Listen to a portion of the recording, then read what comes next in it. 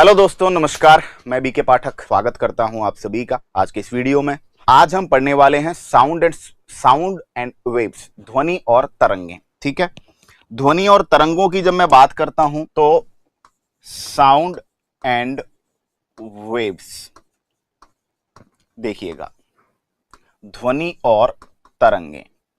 जब मैं तरंगों की बात करता हूं तो तरंगों के बारे में, सब कुछ तरंगों की प्रॉपर्टीज के बारे में मैं ऑलरेडी डिस्कस कर चुका हूं। पहले मैं बता देता हूं कहां डिस्कस किया है, ताकि आप एक बार उस वीडियो को वापस देखें। लाइट टॉपिक में, प्रकाश वाला जो टॉपिक है, उसमें स्टार्टिंग की जो क्लासेस हैं उसमें मैंने तरंगों को डिस्क्राइब कर दिया है। तरंगे बता देता हूं मैं आपको। वेव्स क्या होती हैं, वेव्स की डेफिनेशन वहां हम पढ़ चुके हैं। वेव्स के टाइप्स पढ़ चुके हैं। टाइप्स में पथ के आधार पर टाइप्स दो प्रकार के होते हैं, अनुप्रस्थ और अनुदैर्ध्य। अनुप्रस्थ तरंगे, अनुदैर्ध्य तरंगे। अनुप्रस्थ को बोला जाता है ट्रांसवर्स वेव्स और अनुदैर्ध्य को बोला जाता है लॉन्गिट्यूडाइनल वेव्स। ठीक है, और मीडियम की रिक्वायरमेंट के आधार पर, माध्यम की आवश्यकता के आधार पर तरंगे जो होती हैं वो दो प्रकार की होती हैं। एक होती है मैकेनिकल वेव्स, एक होती हैं यांत्रिक तरंगे, जिनको गति करने के लिए माध्यम जरूरी होता है जो वैक्यूम में गति नहीं कर सकती। और दूसरी होती हैं इलेक्ट्रोमैग्नेटिक वेव्स, दूसरी होती हैं विद्युत चुंबकीय तरंगे, इलेक्ट्रोमैग्नेटिक वेव्स, जिन्हें बोला जाता है विद्युत चुंबकीय तरंगे। क्लियर? ठीक है, तो ये बातें हमारी ऑलरेडी हो चुकी थी। क्लियर कि तरंगे क्या होती हैं। जब किसी एरिया में, जब किसी क्षेत्र में डिस्टरबेंस पैदा किया जाता है, हलचल पैदा की जाती है, और वो हलचल, वो डिस्टरबेंस आगे उस एरिया में, आगे उस फील्ड में बढ़ता चला जाए, उसी को तरंग कहते हैं। किसी क्षेत्र में, किसी स्थान पर पैदा किया गया विक्षोभ या हलचल या डिस्टरबेंस अगर उस क्षेत्र में आगे लगातार बढ़ता चला जाए तो इसे हम तरंग कहते हैं। तरंगे पथ के आधार पर दो प्रकार की होती हैं, अनुप्रस्थ तरंगे और अनुदैर्ध्य तरंगे। अनुप्रस्थ तरंगों के बारे में बात की थी, ऐसी तरंगे जिनमें तरंग संचरण के लंबवत कंपन होते हैं। तरंग जा रही है इधर, लेकिन जो वाइब्रेशन हो रहे हैं वो ऊपर और नीचे हो रहे हैं। जो वाइब्रेशन है वो तरंग संचरण के लंबवत हो रहे हैं। ऐसी तरंगों को हम क्या कह देते हैं? अनुप्रस्थ तरंगे कह देते हैं, है ना। ऐसी तरंगे जिनमें वाइब्रेशंस, जिनमें कंपन, तरंग की दिशा, तरंग जा रही है इधर लेकिन कंपन किधर हो रहे हैं? ऊपर नीचे, ऊपर नीचे, तो तरंग संचरण के लंबवत। ऐसे मान के चलिए तरंग जा रही है इधर और कंपन हो रहे हैं इधर, तो ऐसी तरंगे जिनमें तरंग संचरण की दिशा के लंबवत कंपन होते हैं उन्हें क्या बोला जाता है? अनुप्रस्थ तरंगे। और ऐसी तरंगे जिनमें तरंग की दिशा में ही कंपन होते हैं, है ना। देखना, ये देखिए एकदम पास आ गई, ये एकदम दूर हो गए, फिर तरंग एकदम पास आ गई, ठीक है, फिर एकदम दूर हो गए। ठीक है, तो ऐसी तरंगों को अनुदैर्ध्य तरंगे बोलते हैं, है ना। इसमें एक बार सिकुड़ गए, फिर दूर हो गए, फिर सिकुड़ गए, फिर दूर हो गए, स्प्रिंग की तरह। ठीक है, तो ऐसी तरंगे, तरंग जा किधर रही है? तरंग इधर जा रही है और वाइब्रेशन भी उसी डायरेक्शन में हो रहे हैं। तो ऐसी तरंगे जिनमें तरंग जिधर जा रही है उसके परपेंडिकुलर, उसके लंबवत कंपन हो रहे हो तो उन्हें बोला जाता है अनुप्रस्थ तरंगे, ट्रांसवर्स वेव्स। और ऐसी तरंगे जिनमें जिधर तरंग जा रही है उसी डायरेक्शन में कंपन हो रहे हैं तो उसे बोला जाता है अनुदैर्ध्य तरंगे। ठीक है, उसके बाद बात की यांत्रिक तरंगे। वे तरंगे होती हैं जिन्हें गति करने के लिए माध्यम जरूरी होता है। ऐसी तरंगे जिन्हें गति करने के लिए माध्यम जरूरी होता है, जो वैक्यूम से, जो निर्वात से गति नहीं कर सकती, जो निर्वात में गति नहीं कर सकती, उन्हें हम मैकेनिकल वेव्स कहते हैं। और ऐसी तरंगे जिन्हें गति करने के लिए माध्यम जरूरी नहीं होता, माध्यम में भी गति कर सकती हैं और निर्वात में भी गति कर सकती हैं। तो ऐसी तरंगे जो medium as well as vacuum दोनों में जो है क्या कर सकती हैं? ट्रांसमिट हो सकती हैं, दोनों में ट्रेवल कर सकती हैं, दोनों में गति कर सकती हैं, उसे बोलेंगे विद्युत चुंबकीय तरंगे। और ऐसी तरंगे जो केवल माध्यम में ही गति करती हैं, वैक्यूम में गति नहीं करती, उन्हें बोलते हैं यांत्रिक तरंगे। ठीक है, तरंगों के गुण की बात की, तरंगों की कौन कौन सी प्रॉपर्टीज होती हैं, तो तरंगों में तरंगदैर्ध्य, वेवलेंथ, तरंगदैर्ध्य के बारे में बात करी थी, है ना, लैम्डा। ठीक है, फ्रीक्वेंसी, आवृत्ति, है ना, आवृत्ति को बोलते हैं एन या एफ से शो करते हैं, ठीक है। इसके बाद तरंग का आयाम ए से शो करते हैं, एम्पलीट्यूड, तरंग की चाल, है ना, वी, ठीक है। इसके बाद तरंग का आवर्तकाल यानी एक कंपन का समय, आवर्तकाल इसको शो करते हैं टी से। तरंग की तीव्रता इंटेंसिटी शो करते हैं आई से।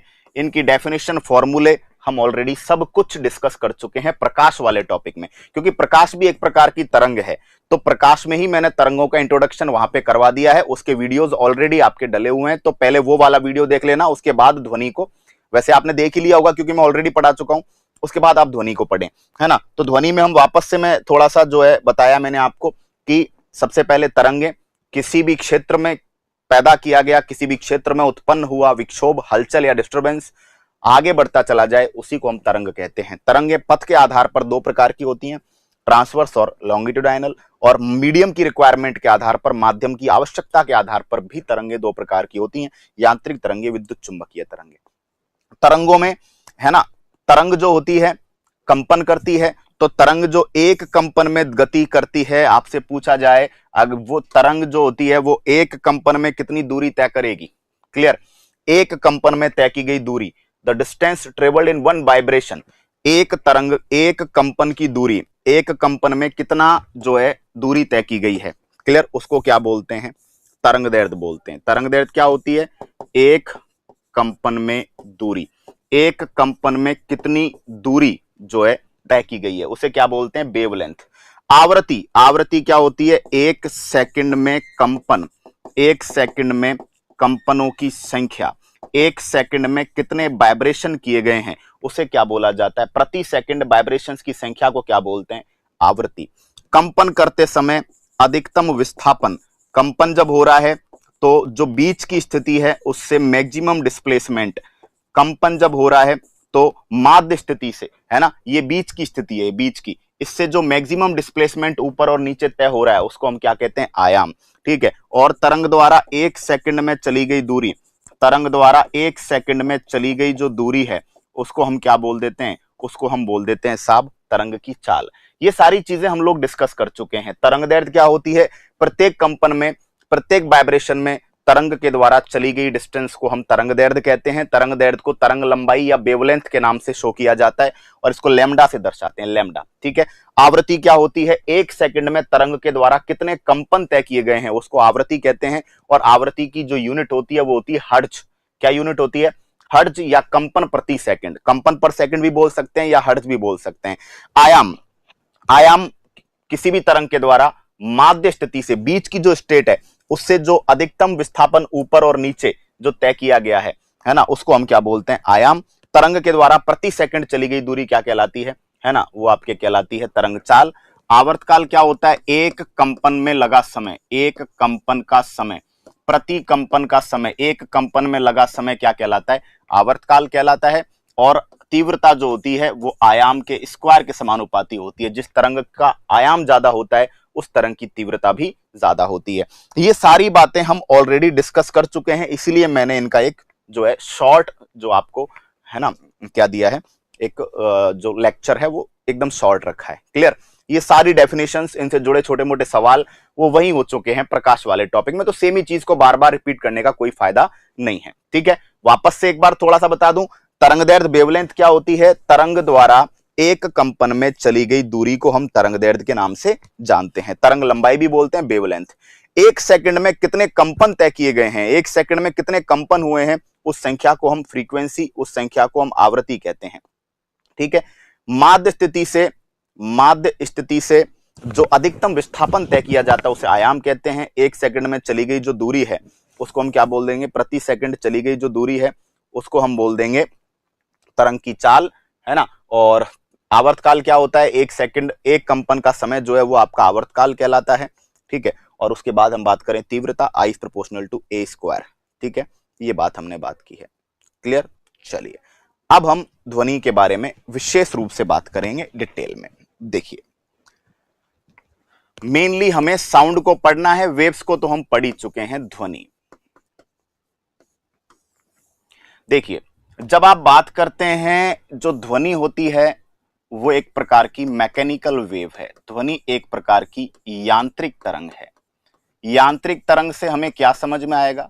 यांत्रिक तरंग से हमें समझ में आएगा कि माध्यम जरूरी होता है, माध्यम जरूरी होता है, ठीक है। निर्वात में गति नहीं कर सकती, निर्वात में गति नहीं कर सकती, इसीलिए हम कहते हैं कि जहां पर वैक्यूम होता है वहां पर दो लोग एक दूसरे से बात नहीं कर सकते, ठीक है। अच्छा, साउंड मैकेनिकल वेव है, माध्यम क्या होता है ना, कणों से भरा हुआ क्षेत्र। किसी भी प्रकार के कणों से भरा हुआ क्षेत्र जो होता है उसे हम मीडियम कहते हैं। ऐसा क्षेत्र जिसमें किसी भी प्रकार के कण मौजूद हों, ऐसा फील्ड जिसमें किसी भी प्रकार के पार्टिकल्स मौजूद हों, उसे मीडियम बोला जाता है। और कणों से विहीन क्षेत्र जिसमें किसी भी प्रकार के कण नहीं है, a field which is less of particles, कणों से विहीन क्षेत्र जो होता है उसको हम क्या कह देते हैं साहब? उसको हम वैक्यूम कह देते हैं, उसको हम निर्वात कह देते हैं, ठीक है। तो कणों से घिरा हुआ क्षेत्र क्या कहलाता है? मीडियम, कणों से भरा हुआ क्षेत्र। और कणों से रहित जो क्षेत्र है उसको हम क्या बोल देते हैं साहब? वैक्यूम बोल देते हैं। क्लियर हो गई बात यहां तक? तो यांत्रिक तरंगों को गति करने के लिए क्या चाहिए भाई? यांत्रिक तरंगों को गति करने के लिए माध्यम चाहिए। क्या चाहिए बोलो? माध्यम। क्लियर? चलिए, उसके बाद अगर हम बात करें, आपसे पूछा जाता है ऐसा माध्यम, ऐसा मीडियम, ऐसा माध्यम जिसमें कण पास पास हों, ऐसा माध्यम जिसमें कण पास पास हों, ऐसा माध्यम जिसमें कण क्या हो? पास पास हों, ऐसा माध्यम क्या कहलाता है? सघन माध्यम कहलाता है। सघन माध्यम, इसको बोला जाता है डेंस मीडियम। और ऐसा माध्यम जिसमें कण दूर दूर हो, ऐसा माध्यम जिसमें कण दूर दूर हो, उसको बोला जाता है विरल माध्यम, उसको बोला जाता है रेयर मीडियम। क्लियर? तो ऐसा माध्यम जिसमें कण पास पास होंगे सघन माध्यम कहलाएगा, ऐसा माध्यम जिसमें कण दूर दूर होंगे विरल माध्यम कहलाएगा। माध्यम के कुछ गुण होते हैं, माध्यम में, प्रत्येक माध्यम में कुछ गुण होते हैं। माध्यम में या माध्यम के गुण, हर माध्यम के कुछ गुण होते हैं। जैसे सबसे पहला प्रत्यास्थता, हर माध्यम में इलास्टिसिटी होती है। इलास्टिसिटी क्या होती है? बल हटाने पर माध्यम में बल लगाने पर स्वरूप में परिवर्तन होता है। माध्यम में बल लगाने पर माध्यम का स्वरूप क्या हो जाता है? परिवर्तित हो जाता है ना। और बल हटाने पर पुनः पूर्व जैसा हो जाता है, इसको इलास्टिसिटी बोलते हैं। अरे भाई, रबड़ में, रबड़ को खींचा, खींचा, आपने फोर्स लगाया, खींचा, रबड़ खिंच गया, रूप में चेंज हो गया, जैसे ही रबड़ को वापस छोड़ा वापस अपनी जगह आ जाता है, इसको बोलते हैं डिमॉर्फेशन, है ना, डिमॉर्फिज्म। डिमॉर्फिज्म का मतलब है कि एक तरीके से बदलाव के अगेंस्ट बदलाव, आपने थोड़ा सा चेंज किया, जैसे ही उस जिस चीज के कारण आपने चेंज किया उसके हटाते ही वापस पहले जैसी जगह पे आ जाना, ठीक है। तो प्रत्यास्थता इलास्टिसिटी, बल लगाने पर स्वरूप परिवर्तित हो जाना और बल को हटाते ही पुनः अपनी स्थान पर आ जाना, ठीक है, इसको हम क्या बोलते हैं? इसको हम जो बोलते हैं इलास्टिसिटी बोलते हैं। क्लियर? ठीक है। चलिए, नेक्स्ट अगर हम बात करें तो माध्यम की पहली प्रॉपर्टी इलास्टिसिटी, दूसरा माध्यम की डेंसिटी होती है। हर माध्यम की क्या होती है? एक डेंसिटी। डेंसिटी का मतलब सघनता, ठीक है। माध्यम की सघनता जो होती है वो तरंगों के वेग को प्रभावित करती है, तरंगों की गति को प्रभावित करती है। तो माध्यम में दूसरी प्रॉपर्टी डेंसिटी।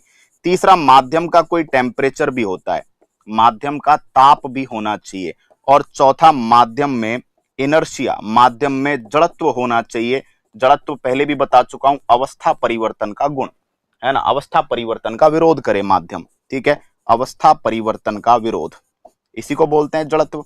तो आपसे पूछा जाए माध्यम के कौन कौन से गुण होते हैं, तो आप बोलेंगे साहब माध्यम के गुणों में बात करें, इलास्टिसिटी होनी चाहिए मीडियम के अंदर, इलास्टिसिटी के बाद डेंसिटी होनी चाहिए, टेम्परेचर होना चाहिए, जड़त्व होना चाहिए, ठीक है। चलिए ओके, ठीक है। अगर हम बात करते हैं तरंग के अंदर क्या हो रहा है भाई, तरंग के अंदर जो ध्वनि है उसके अंदर अगर हम बात करें तो ध्वनि एक प्रकार की कैसी गति है, कंपन गति। माध्यम के कण जो होते हैं वो ऊर्जा का स्थानांतरण करते हैं, कण जो होते हैं प्रत्यास्थता के कारण अपनी जगह आ जाते हैं। ऐसे समझिए कि आपने, मैंने बोला तरंगे छोड़ी मैंने किसके अंदर, वातावरण में, ठीक है। अब जब ध्वनि आगे बढ़ती है ना, तो जो माध्यम के कण है वो गति कर रहे हैं, लेकिन प्रत्यास्थता के गुण के कारण वो अपने पूर्व की जगह पे ही आ जाते हैं, लेकिन जो ऊर्जा है वो आगे बढ़ती चली जाती है, ठीक है। तो यहां पर हम क्या पढ़ने वाले हैं, यहां पर हम पढ़ेंगे जब किसी माध्यम के एक कण को बाह्य बल लगाकर डिस्टर्ब किया जाता है, ठीक है। क्या पढ़ेंगे, मीडियम के एक पार्टिकल, माध्यम के एक कण में जब आप एक्सटर्नल फोर्स लगाओगे और उसे डिस्टर्ब करोगे तो वो दूसरे कणों से टकराएगा, वो कण और कण से टकराएंगे, आगे और टकराएंगे और टकराएंगे, इस तरह वो ऊर्जा जो है वो आगे संचरित होती जाएगी। तो क्या पढ़ेंगे, तरंग संचरण में ऊर्जा का स्थानांतरण होता है, तरंग संचरण में ऊर्जा का स्थानांतरण होता है। माध्यम के कण प्रत्यास्थता के कारण, इलास्टिसिटी के कारण वापस अपनी जगह आ जाते हैं। भाई कण आपस में टकराते हैं, ऊर्जा का स्थानांतरण करते हैं और पुनः अपनी जगह पर आ जाते हैं। क्यों, क्योंकि मीडियम में क्या होती है, मीडियम में इलास्टिसिटी होती है, ठीक है। तो क्वेश्चन आता है ये कि क्या तरंग संचरण में माध्यम के कण स्थानांतरित होते हैं, क्या माध्यम के कण स्थानांतरित नहीं होते, माध्यम के कण स्थानांतरण के पश्चात वापस अपनी ही जगह पर आ जाते हैं, क्योंकि मीडियम में इलास्टिसिटी होती है, लेकिन जो एनर्जी है वो आगे ट्रांसफर होती चली जाती है, ठीक है। ये बात हमारी रही किसको लेकर, ये हमारी बात रही जो सबसे पहले ध्वनि को लेकर, ठीक है। चलिए ओके, अब हम बात करेंगे, देखो चलिए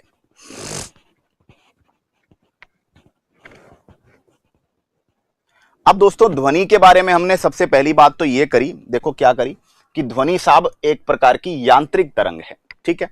नेक्स्ट, ध्वनि के बारे में और चीजें पढ़ेंगे। ध्वनि जो होती है एक प्रकार की अनुदैर्ध्य तरंग है,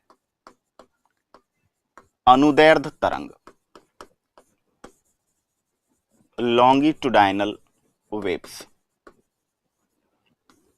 अनुदैर्ध्य तरंग क्या होती हैं, ऐसी तरंगें जो तरंग संचरण की दिशा में कंपन करती हैं, तरंग संचरण की दिशा में कंपन होते हैं, तरंग संचरण की दिशा में कंपन करती हैं। अब तरंग संचरण की दिशा में देखना,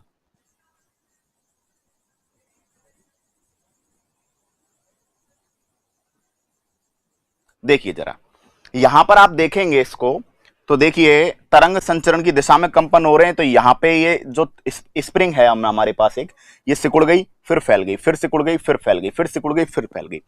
तो ध्यान देना, ये जो सिकुड़ने की, ये वाली जो जगह है ना सिकुड़ने की, यहां पे क्या है, तरंग का घनत्व ज्यादा है, तरंग की डेंसिटी ज्यादा है, इसको बोला जाता है संपीड़न, इसको बोला जाता है कंप्रेशन, ठीक है। और ये वाली जो जगह है, ये वाली, यहां पे क्या हुआ है, यहां पे तरंग जो है फैल गई है, फैल गई है मतलब इसकी जो डेंसिटी है वो कम हो गई है, इसको बोलेंगे विरलन। तो ध्वनि तरंगे विरलन को बोलते हैं रेयरफैक्शन, ठीक है।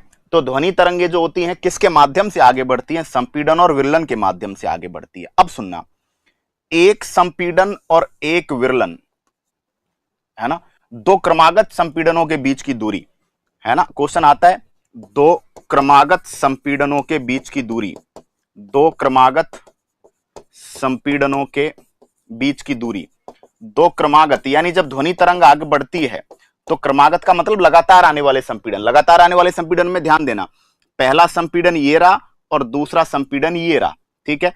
तो इन दोनों के बीच की दूरी एक वेवलेंथ कहलाती है, एक कंपन कहलाएगी।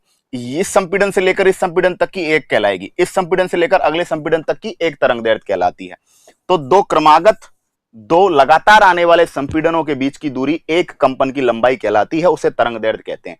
इसी तरह दो लगातार आने वाले विरलनों के बीच की दूरी, भाई बात वही हो गई, दो लगातार आने वाले विरलनों के बीच की दूरी भी तरंग दैर्ध्य। विरलनों के बीच का मतलब समझना, यहां से लेके यहां तक, अरे यार एक संपीड़न और एक विरलन, एक संपीड़न प्लस एक विरलन आपस में मिलकर क्या बना रहे हैं, एक कंपन बना रहे हैं, एक कंपन बना रहे हैं। एक संपीड़न और एक विरलन आपस में मिलकर क्या बना रहे हैं, है ना, एक कंपन। तो एक संपीड़न एक विरलन बना दोगे तो इस संपीड़न के बाद इस संपीड़न तक पहुंचोगे तो एक क्या हो गया, कंपन हो गया। इसी तरह अगर इस विरलन के बाद इस विरलन तक पहुंचोगे तो एक विरलन एक संपीड़न हो गया। अरे आगे किसी को ले लो, क्या फर्क पड़ता है, संपीड़न से चालू करोगे तो एक संपीड़न एक विरलन मिल गया, ये एक कंपन हो गया। तो अगले संपीड़न तक की दूरी क्या हो गई, इस संपीड़न से लेकर अगले संपीड़न तक की दूरी में क्या चीज आ गई, एक संपीड़न एक विरलन, एक तरंग दैर्ध्य हो गया। मैं कहूं इस विरलन से लेकर अगले विरलन तक की दूरी, तो इसमें भी क्या आ गया, एक विरलन और एक संपीड़न, फिर एक कंपन हो गया। फिर मैं कह रहा हूं इस संपीड़न से इस संपीड़न तक की दूरी, एक संपीड़न एक विरलन, एक कंपन हो गया।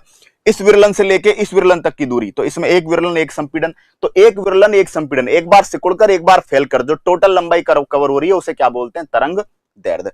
तो दो क्रमागत संपीड़नों के बीच की दूरी तरंग दैर्ध्य के बराबर होती है, दो क्रमागत विरलनों के बीच की दूरी वेवलेंथ के बराबर होती है, और या कह सकते हैं एक संपीड़न और एक विरलन मिलाकर क्या बना रहे हैं, आपके जो है एक कंपन या तरंग दैर्ध्य बना रहे हैं, एक कंपन की दूरी बना रहे हैं। यहां तक बात समझ में आ गई क्या, क्लियर, बोलो कोई दिक्कत है क्या। चलिए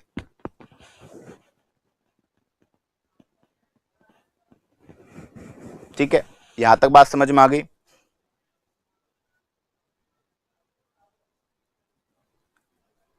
ठीक है, अब दोस्तों जो अनुप्रस्थ और अनुदैर्ध्य में सबसे बड़ा डिफरेंस इसी का है। अनुप्रस्थ तरंगे जो होती हैं वो श्रृंग और गर्त के माध्यम से, ऊंचाई पर श्रृंग होता है, गहराई पर गर्त होता है। तो अनुप्रस्थ तरंगे श्रृंग और गर्त के माध्यम से आगे बढ़ती हैं, जबकि अनुदैर्ध्य तरंगे संपीड़न और विरलन के माध्यम से आगे बढ़ती है। अब आइए, अब जो ध्वनि तरंगे हैं साउंड वेव्स, वो दो प्रकार की होती हैं, प्रगामी प्रोग्रेसिव और अप्रगामी, है ना, स्टेशनरी वेव्स। तो देखा जाए ध्वनि तरंगे भी आपके दो प्रकार की हो जाती हैं, प्रगामी तरंगे और अप्रगामी तरंगे। ठीक है, प्रगामी तरंगे जो वो होती हैं जो ऐसी तरंगे जिनमें प्रत्येक कण कंपन करता हुआ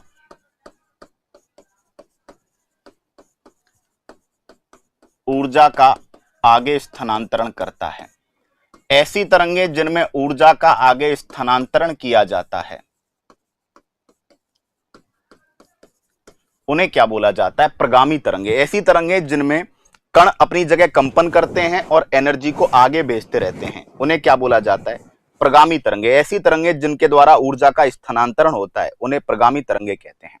क्लियर, जैसे फॉर एग्जांपल तालाब की सतह पर उत्पन्न तरंगे, तालाब में जैसे ही सरफेस की बात करते हैं, तालाब की सरफेस पर उत्पन्न तरंगे, डोरी में उत्पन्न तरंगे, ये ऊर्जा स्थानांतरण के आधार पर है। डोरी में उत्पन्न तरंगे जो होती हैं वो कैसी होती हैं, वो ऊर्जा को आगे लेकर जाती हैं। डोरी को ऐसे फेंकोगे, है ना, जैसे डोरी को ऐसे हिलाओगे तो वो एनर्जी आगे, एक कोने से आप हिलाओगे एनर्जी उसको आगे बढ़ाती जाएगी। ठीक है, अप्रगामी तरंगे वे होती हैं जिनके द्वारा ऊर्जा का स्थानांतरण नहीं होता। ऐसी तरंगे जिनके द्वारा ऊर्जा का स्थानांतरण नहीं होता। क्लियर, अप्रगामी तरंगों का निर्माण, इनका निर्माण प्रगामी तरंगों के ओवरलैपिंग से होता है। यानी दो या दो से ज्यादा प्रगामी तरंगे जब एक दूसरे के ऊपर ओवरलैप होती हैं तब अप्रगामी तरंग का निर्माण होता है।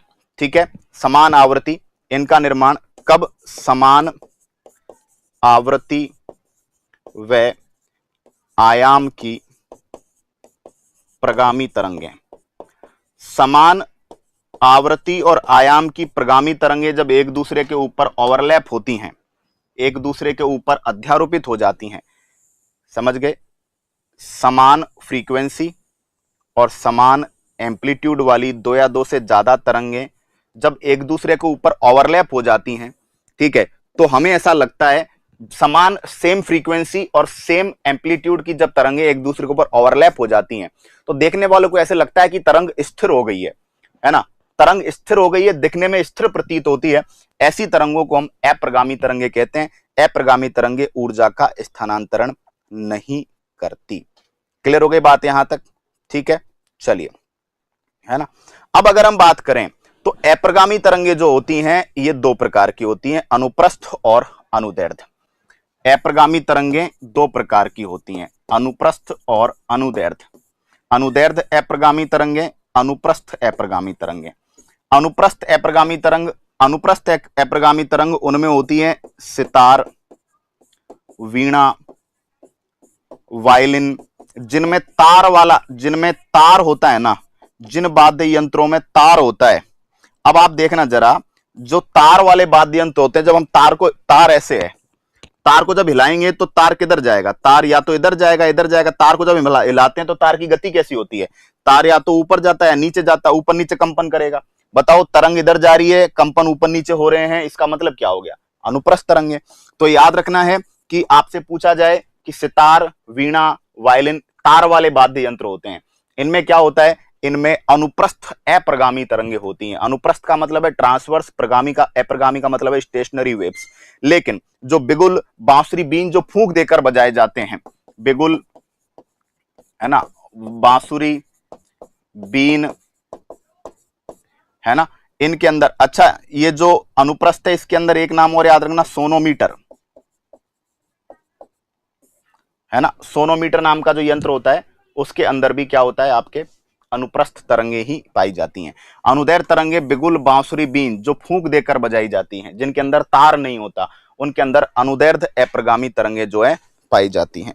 ठीक है, क्लियर हुई बात यहां तक? तो जो ऊर्जा के स्थानांतरण के आधार पर तरंगे कितने प्रकार की हो गई। अब ये जो आप देखो, समझना, प्रगामी तरंगे जो होती हैं ये क्या करती हैं, एनर्जी को आगे लेकर जा रही हैं। डोरी को आप एक तरफ से हिला के छोड़ दोगे, वो आगे बढ़ता जाएगा, उसका जो वेव है।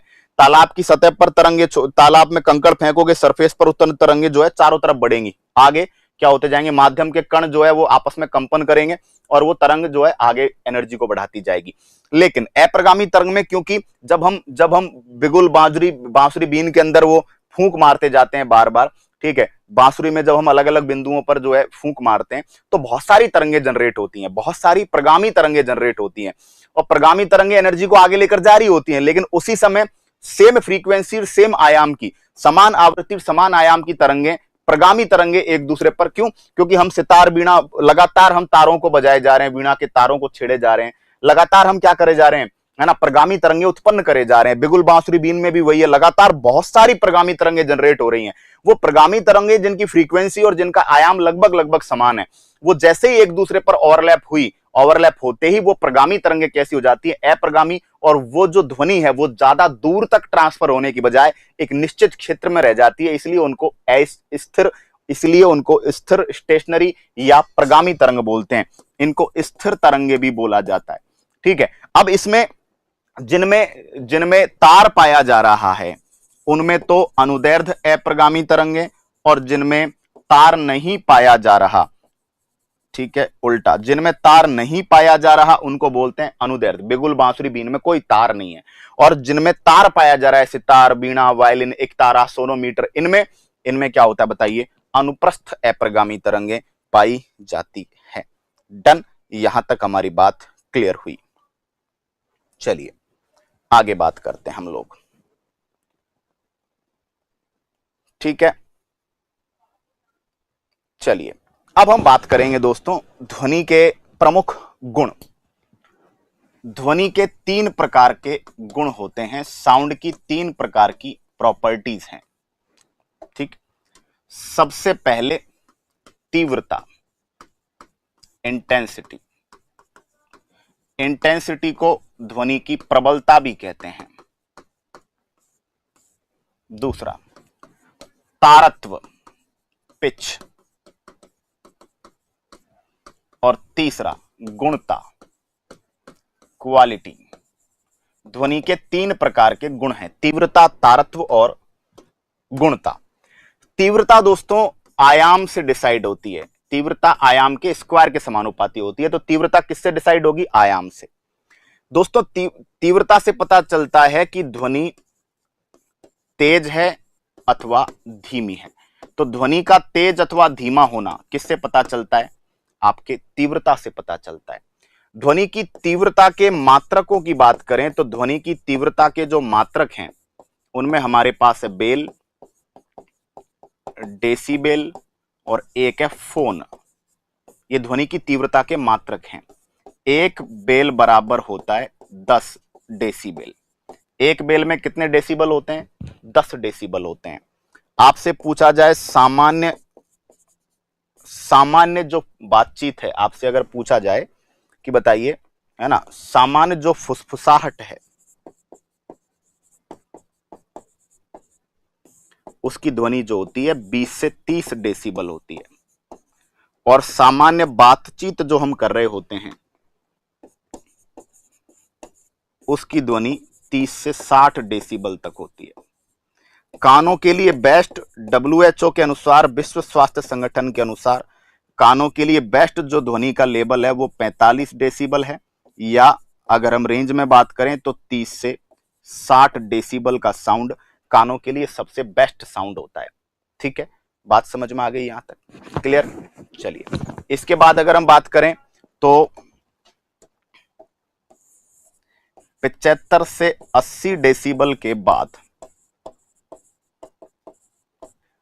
ठीक है, ये किस में शामिल हो जाती है? ध्वनि प्रदूषण में शामिल हो जाती है। 80 डेसिबल की ध्वनि 8 घंटे अगर लगातार सुन लें तो बहरेपन की समस्या आपको हो सकती है।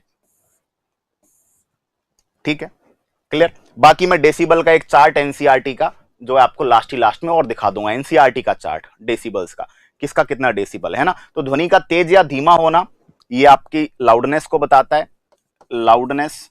ठीक है, और ये आयाम पर निर्भर करता है। ध्वनि की तीव्रता के 3 मात्रक है, बेल, डेसिबल, फोन। सामान्य फुसफुसाहट की ध्वनि, बातचीत की ध्वनि, कानों के लिए बेस्ट ध्वनि का लेवल। ठीक है, इसके अलावा मैं एक चार्ट आपको एनसीईआरटी का लास्ट में दिखा दूंगा। तारत्व जो होता है ये बताता है दोस्तों ध्वनि की तीक्ष्णता। तीक्ष्णता का मतलब है ध्वनि का पतला या मोटा होना।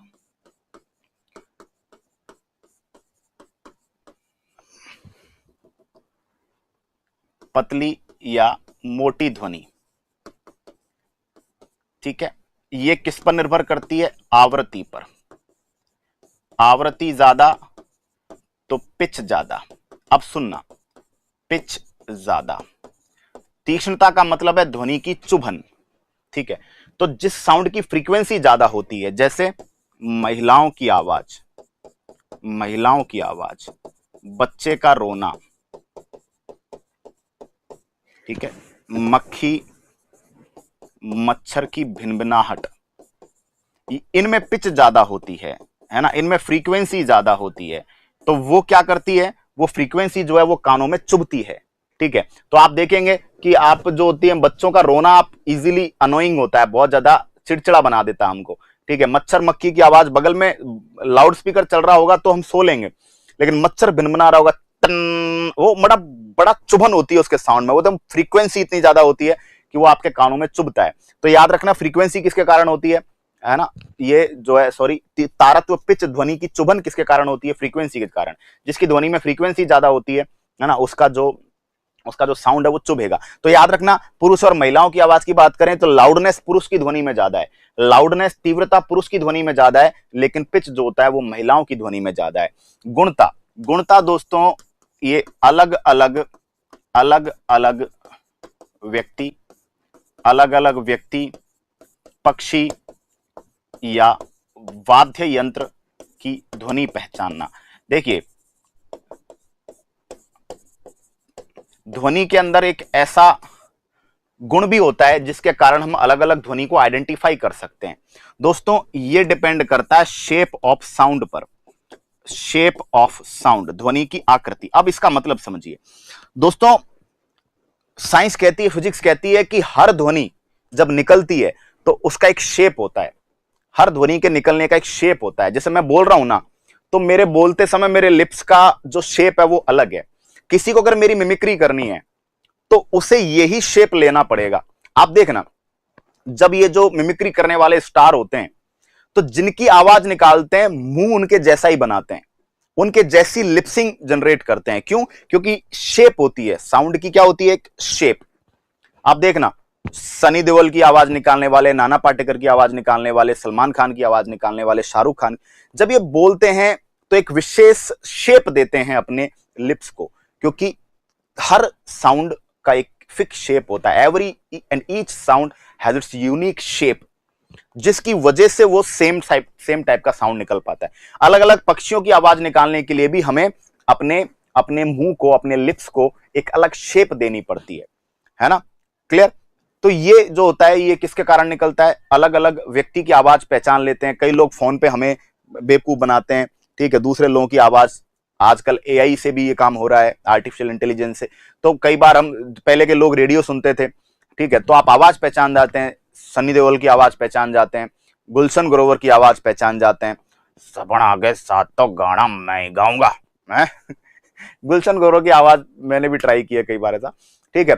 तो ये आवाजें जो होती हैं, ये शेप ऑफ साउंड, आपको उसी प्रकार का मुंह बनाना पड़ता है, ठीक है। क्यों? क्योंकि अलग अलग ध्वनि के लिए अलग अलग शेप होती है, ठीक है। तो ये जो गुण है, अलग अलग लोगों की आवाज पहचानना, तबले की आवाज, ढोलक की आवाज, हारमोनियम की आवाज, वायलिन की आवाज, है ना, पियानो की आवाज, हम क्या कर जाते हैं? पहचान जाते हैं, है ना। It is identified by the shape of sound, ठीक है। ये किसके कारण पहचाना जाता है? ध्वनि के आकृति के कारण पहचाना जाता है, ठीक है। मेरी बात आप समझ पा रहे होंगे, आई होप आप समझ पा रहे होंगे। क्लियर प्यारे बच्चों? ठीक है। तो आज की क्लास में हमने सबसे पहले ध्वनि की प्रॉपर्टीज को डिफाइन किया, ठीक है। अब मैं आपसे बात कर रहा हूं फ्रीक्वेंसी के बेस पर ध्वनि। देखिए, ध्वनि sound on the basis of frequency. ध्वनि अपश्रव्य अपश्रव्य ध्वनि को बोला जाता है इंफ्रासाउंड। इंफ्रासाउंड वेव्स वे होती हैं जिनकी आवृत्ति 0 से लेकर 20 हर्ट्ज तक होती है। दूसरी होती है श्रव्य। श्रव्य को बोलते हैं ऑडिबल। ऑडिबल साउंड वो होता है जिसकी आवृत्ति 20 से लेकर 20,000 हर्ट्ज तक, या कह सकते हैं 20 किलो हर्ट्ज तक होती है। और तीसरी जो है उन्हें बोलते हैं पराश्रव्य। पराश्रव्य को बोलते हैं अल्ट्रासाउंड।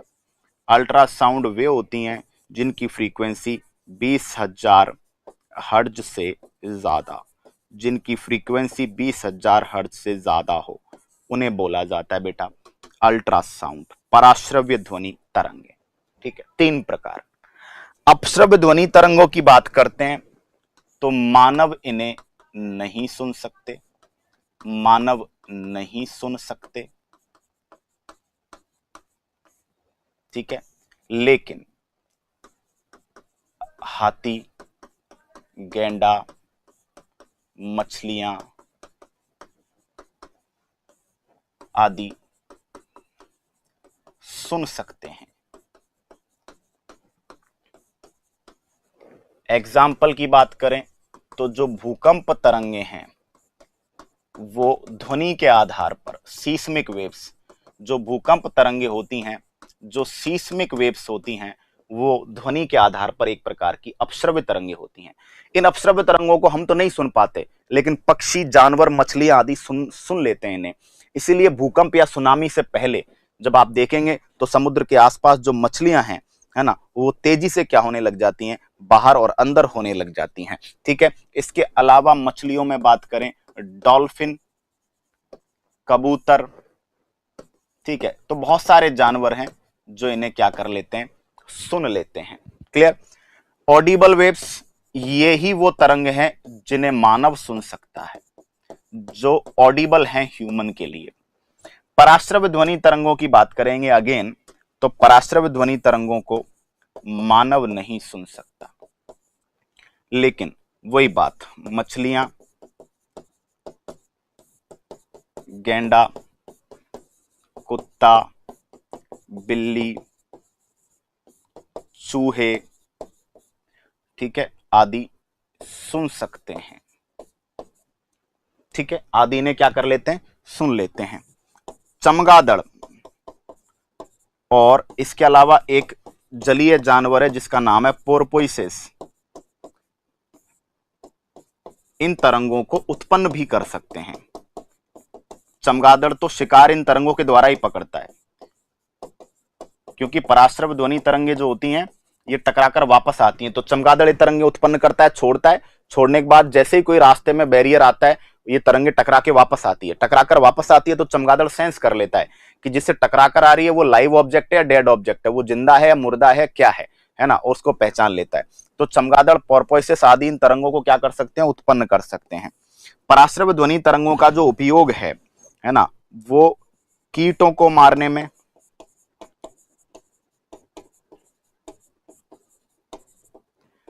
पथरी के इलाज में, कीटों को मारने में, पृथ्वी के पथरी के इलाज में नहीं, पृथ्वी का इलाज नहीं है ना, पथरी का इलाज, अल्ट्रासोनोग्राफी, जो सोनोग्राफी की जाती है उसके अंदर काम में लिया जाता है। साथ में साथ जो सोनार नाम का यंत्र होता है, सोनार यंत्र, sound navigation and ranging, sound navigation and ranging, sonar नामक यंत्र में प्रयोग में लिया जा रहा है। सोनार के द्वारा हम क्या पता करते हैं, समुद्रों की गहराई पता कर लेते हैं। समुद्र में गतिशील वस्तु की स्थिति, वेग, दिशा पता कर लेते हैं। समुद्र में कोई ऑब्जेक्ट गति कर रहा है, ठीक है ना, तो उसकी लोकेशन क्या है, किधर उस क्या किस वेग से गति कर रहा है, किस दिशा में गति कर रहा है, ये हम पता कर लेते हैं। तो सोनार एक डिवाइस है जो पराश्रव ध्वनि तरंगे छोड़ती है। ये तरंगे टकराती हैं, टकराकर वापस आती हैं, ठीक है। तो सोनार के द्वारा कितनी देर में तरंग गई है, कितनी देर में तरंग आई है, भाई देखो समझो, सोनार जो होती है वो ध्वनि तरंगे छोड़ रहा है। मान लीजिए पानी है, पानी में ध्वनि की गति मान लीजिए आप ऐसे मान के चलिए कि 1200 मीटर पर सेकंड है। इमेजिन दैट, पानी में जो भी पानी जिस समुद्र का है उस समुद्र में पानी के अंदर ध्वनि की गति 1200 मीटर पर सेकंड है। अब भाई साहब सामने से कोई ऑब्जेक्ट आ रहा है, सोनार के द्वारा तरंगे छोड़ी गई, वो तरंगे छोड़ी जो गई वो 30 सेकंड में टकरा के वापस आ गई। अब जो तरंगे छोड़ी हैं वो 30 सेकंड में वापस आ गई, इसका मतलब समझना, पानी के अंदर कितनी दूरी पे जा रही है, पानी के अंदर कितनी स्पीड से जा रही है, 1200 मीटर पर सेकंड, 30 सेकंड में वापस आ गई। मतलब समझो 30 सेकंड में टोटल वापस आ गई, मतलब ध्वनि ने कितनी यात्रा तय की, 1 सेकंड में 1200, तो 30 सेकंड में 36,000 मीटर। भाई 1200 को 30 से गुणा करोगे 36,000 मीटर, 36,000 मीटर की गति उसने करी है 30 सेकंड में। अब उसमें 15 सेकंड जाने की, 15 सेकंड आने की, मतलब आधी दूरी जाने की, आधी दूरी आने की। तो अगर 30 सेकंड में कोई सोनार से छोड़ी गई तरंगे 30 सेकंड में वापस आ रही हैं, तो इसका मतलब उन्होंने टोटल जो है कितना, 36 किलोमीटर यानी 36,000 मीटर की दूरी तय करी है। 36,000 मीटर की दूरी में 18 किलोमीटर जाने की, 18 किलोमीटर आने की, ठीक है। तो पराश्रव ध्वनि तरंगों के बारे में हम लोग बात कर रहे हैं। एक दोस्तों पराश्रव ध्वनि तरंगों से रिलेटेड एक बात बताता हूं। एक सीटी बनाई दोस्तों, गाल्टन सीटी। गाल्टन नाम के साइंटिस्ट ने खोजी कुत्तों को मैसेज देने के लिए, गुप्त मैसेज देने के लिए एक विशेष प्रकार की सीटी बनाई। इस सीटी की आवाज को हम नहीं सुन सकते, लेकिन वो कुत्ते सुन लेते हैं, क्योंकि ये जो सीटी है वो पराश्रव ध्वनि तरंगे छोड़ती हैं। क्लियर। इसके अलावा जो चूहे होते हैं, एक रेलवे में क्वेश्चन आया था, चूहों का भूल भुलैया गेम, चूहों का भूल भुलैया गेम, चूहों का भूल भुलैया, चूहों का जो एक गेम बनाया गया भूल भुलैया, उसमें पराश्रव ध्वनि तरंगों के द्वारा चूहों को लेफ्ट राइट मुड़ने के मैसेजेस दिए जाते हैं, ठीक है। तो पराश्रव ध्वनि तरंगों के द्वारा चूहों को ट्रेंड किया जाता है, जिससे चूहे उस भूल भुलैया को पार कर जाएं। जो चूहे प्रॉपरली ट्रेन नहीं हो रहे, वो चूहे उस भूल भुलैया में कहीं ना कहीं गिर जाते हैं या फंस जाते हैं। लेकिन जिन चूहों ने प्रॉपरली अल्ट्रासाउंड वेव्स के थ्रू ट्रेनिंग ले ली, वे चूहे जो है वो पूरे के पूरे भूल भुलैया को क्या कर रहे थे, क्रॉस कर रहे थे, ठीक है। तो चूहों का भूल भुलैया गेम किस प्रकार की तरंगों पर आधारित है, आप बोलेंगे साहब अल्ट्रासाउंड वेव्स पर। गाल्टन सिटी जो खोजी कुत्तों को गुप्त मैसेज देखने के काम आती है, किस सिद्धांत पर आधारित है, आप बोलेंगे साहब ये भी पराश्रव ध्वनि तरंगों पर आधारित है। ठीक है। अब मान लीजिए ये सोनार नाम का यंत्र है, सोनार नाम के यंत्र से आपने क्या करी, सोनार नाम के यंत्र से आपने तरंगे छोड़ी, तरंगे छोड़ी, ठीक है, और तरंगे वापस आ गई। क्लियर? कितने सेकंड में? 30 सेकंड में।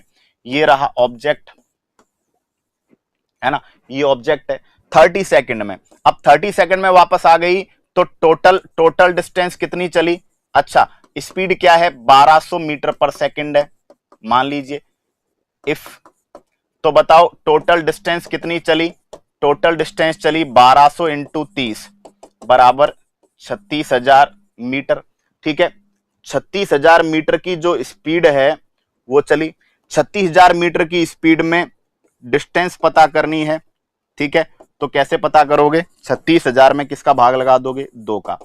18,000 मीटर या 18 किलोमीटर, है ना। ये वन साइड डिस्टेंस हो गई, ये एक तरफ की डिस्टेंस हो गई। तो दूरी पता लगा ली ना, ठीक है। अब समझो आपने नोट कर लिया कि मैंने इस टाइम पे तरंगे छोड़ी है, इतनी देर में वापस आ गई, थोड़ी देर बाद में वापस आपने छोड़ा, ठीक है। इस टाइम पे 18 किलोमीटर की डिस्टेंस है, थोड़ी देर बाद आपने वापस तरंग छोड़ी, फिर पता चला कि वो 15 किलोमीटर पे आ गया, ठीक है। फिर दोबारा छोड़ी, फिर पता चला 10 किलोमीटर पे आ गया। तो 18 किलोमीटर से 15 कितनी देर में आया, 15 से 10 कितनी देर में आया, उससे आप ये भी पता लगा लोगे किस दिशा में गति कर रहा है और कितनी स्पीड से गति कर रहा है। तो सोनार तरंग, सोनार उपकरण के द्वारा किसी भी जल में, द्रव में गतिशील, जल में गतिशील किसी भी ऑब्जेक्ट की हम लोग डिस्टेंस, दूरी कितनी है, वेलोसिटी, किस वेग से वो गति कर रहा है, किस दिशा में गति कर रहा है, स्थिति, लोकेशन, डायरेक्शन, हम सब पता लगा सकते हैं। एनसीईआरटी के बेस पर मैं एक बार वापस से इसको आपके सामने रख रहा हूं, ठीक है, और बहुत अच्छे से इस टॉपिक को कंप्लीट करेंगे। अपश्रव्य, श्रव्य और पराश्रव्य। देखिए फ्रीक्वेंसी, फ्रीक्वेंसी क्या होती है? आवृत्ति का मतलब क्या है? आवृत्ति का मतलब है एक सेकंड में कितने कंपन हो रहे हैं, एक सेकंड में कितने वाइब्रेशन हो रहे हैं। जितने ज्यादा वाइब्रेशन होंगे उतना ज्यादा जो ध्वनि है वो तेज भागेगी। तेज भागने का मतलब है एकदम फ्रीक्वेंट, जैसे कई बार आपने ऐसा होता है साउंड चलाते हैं, वो टेस्टिंग कर रहे होते हैं, एकदम से साउंड आता है, ची, कानों में चुभता है। क्यों?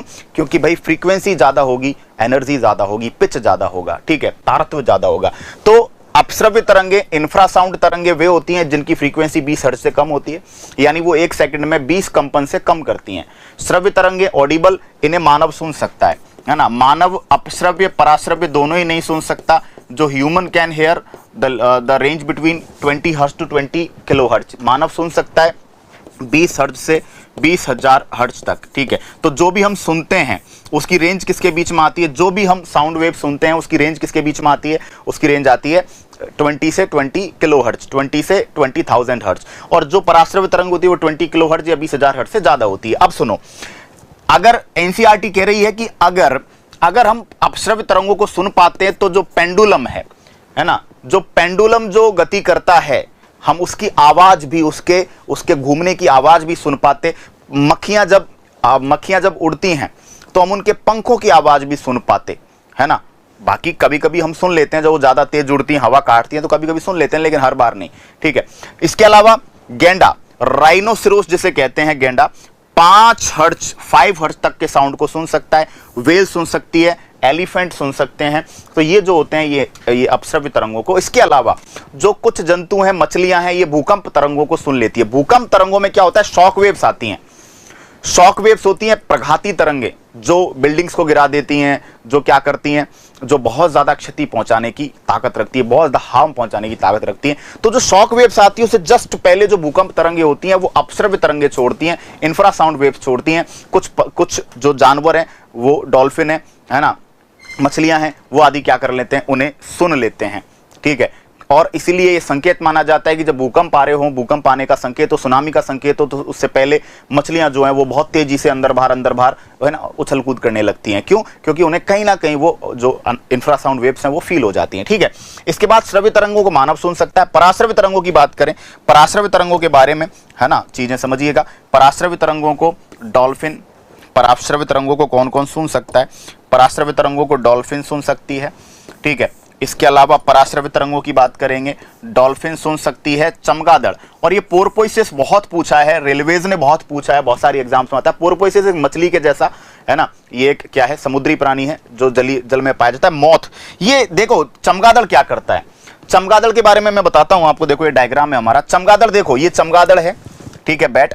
अब चमगादड़ क्या करता है, शिकार करना, उड़ना। चमगादड़ क्या होता है, चमगादड़ का शिकार, चमगादड़ की गति जो होती है वो किसके कारण होती है, वो है ना आपके वेव्स के कारण होती है, अल्ट्रासाउंड वेव्स के कारण। मान लीजिए कोई मक्खी है, चमगादड़ ने क्या किया, देखिए चमगादड़ ने तरंगे छोड़ी, अल्ट्रासाउंड वेव्स छोड़ी, और ये छोड़ने के बाद टकराकर वापस आ गई।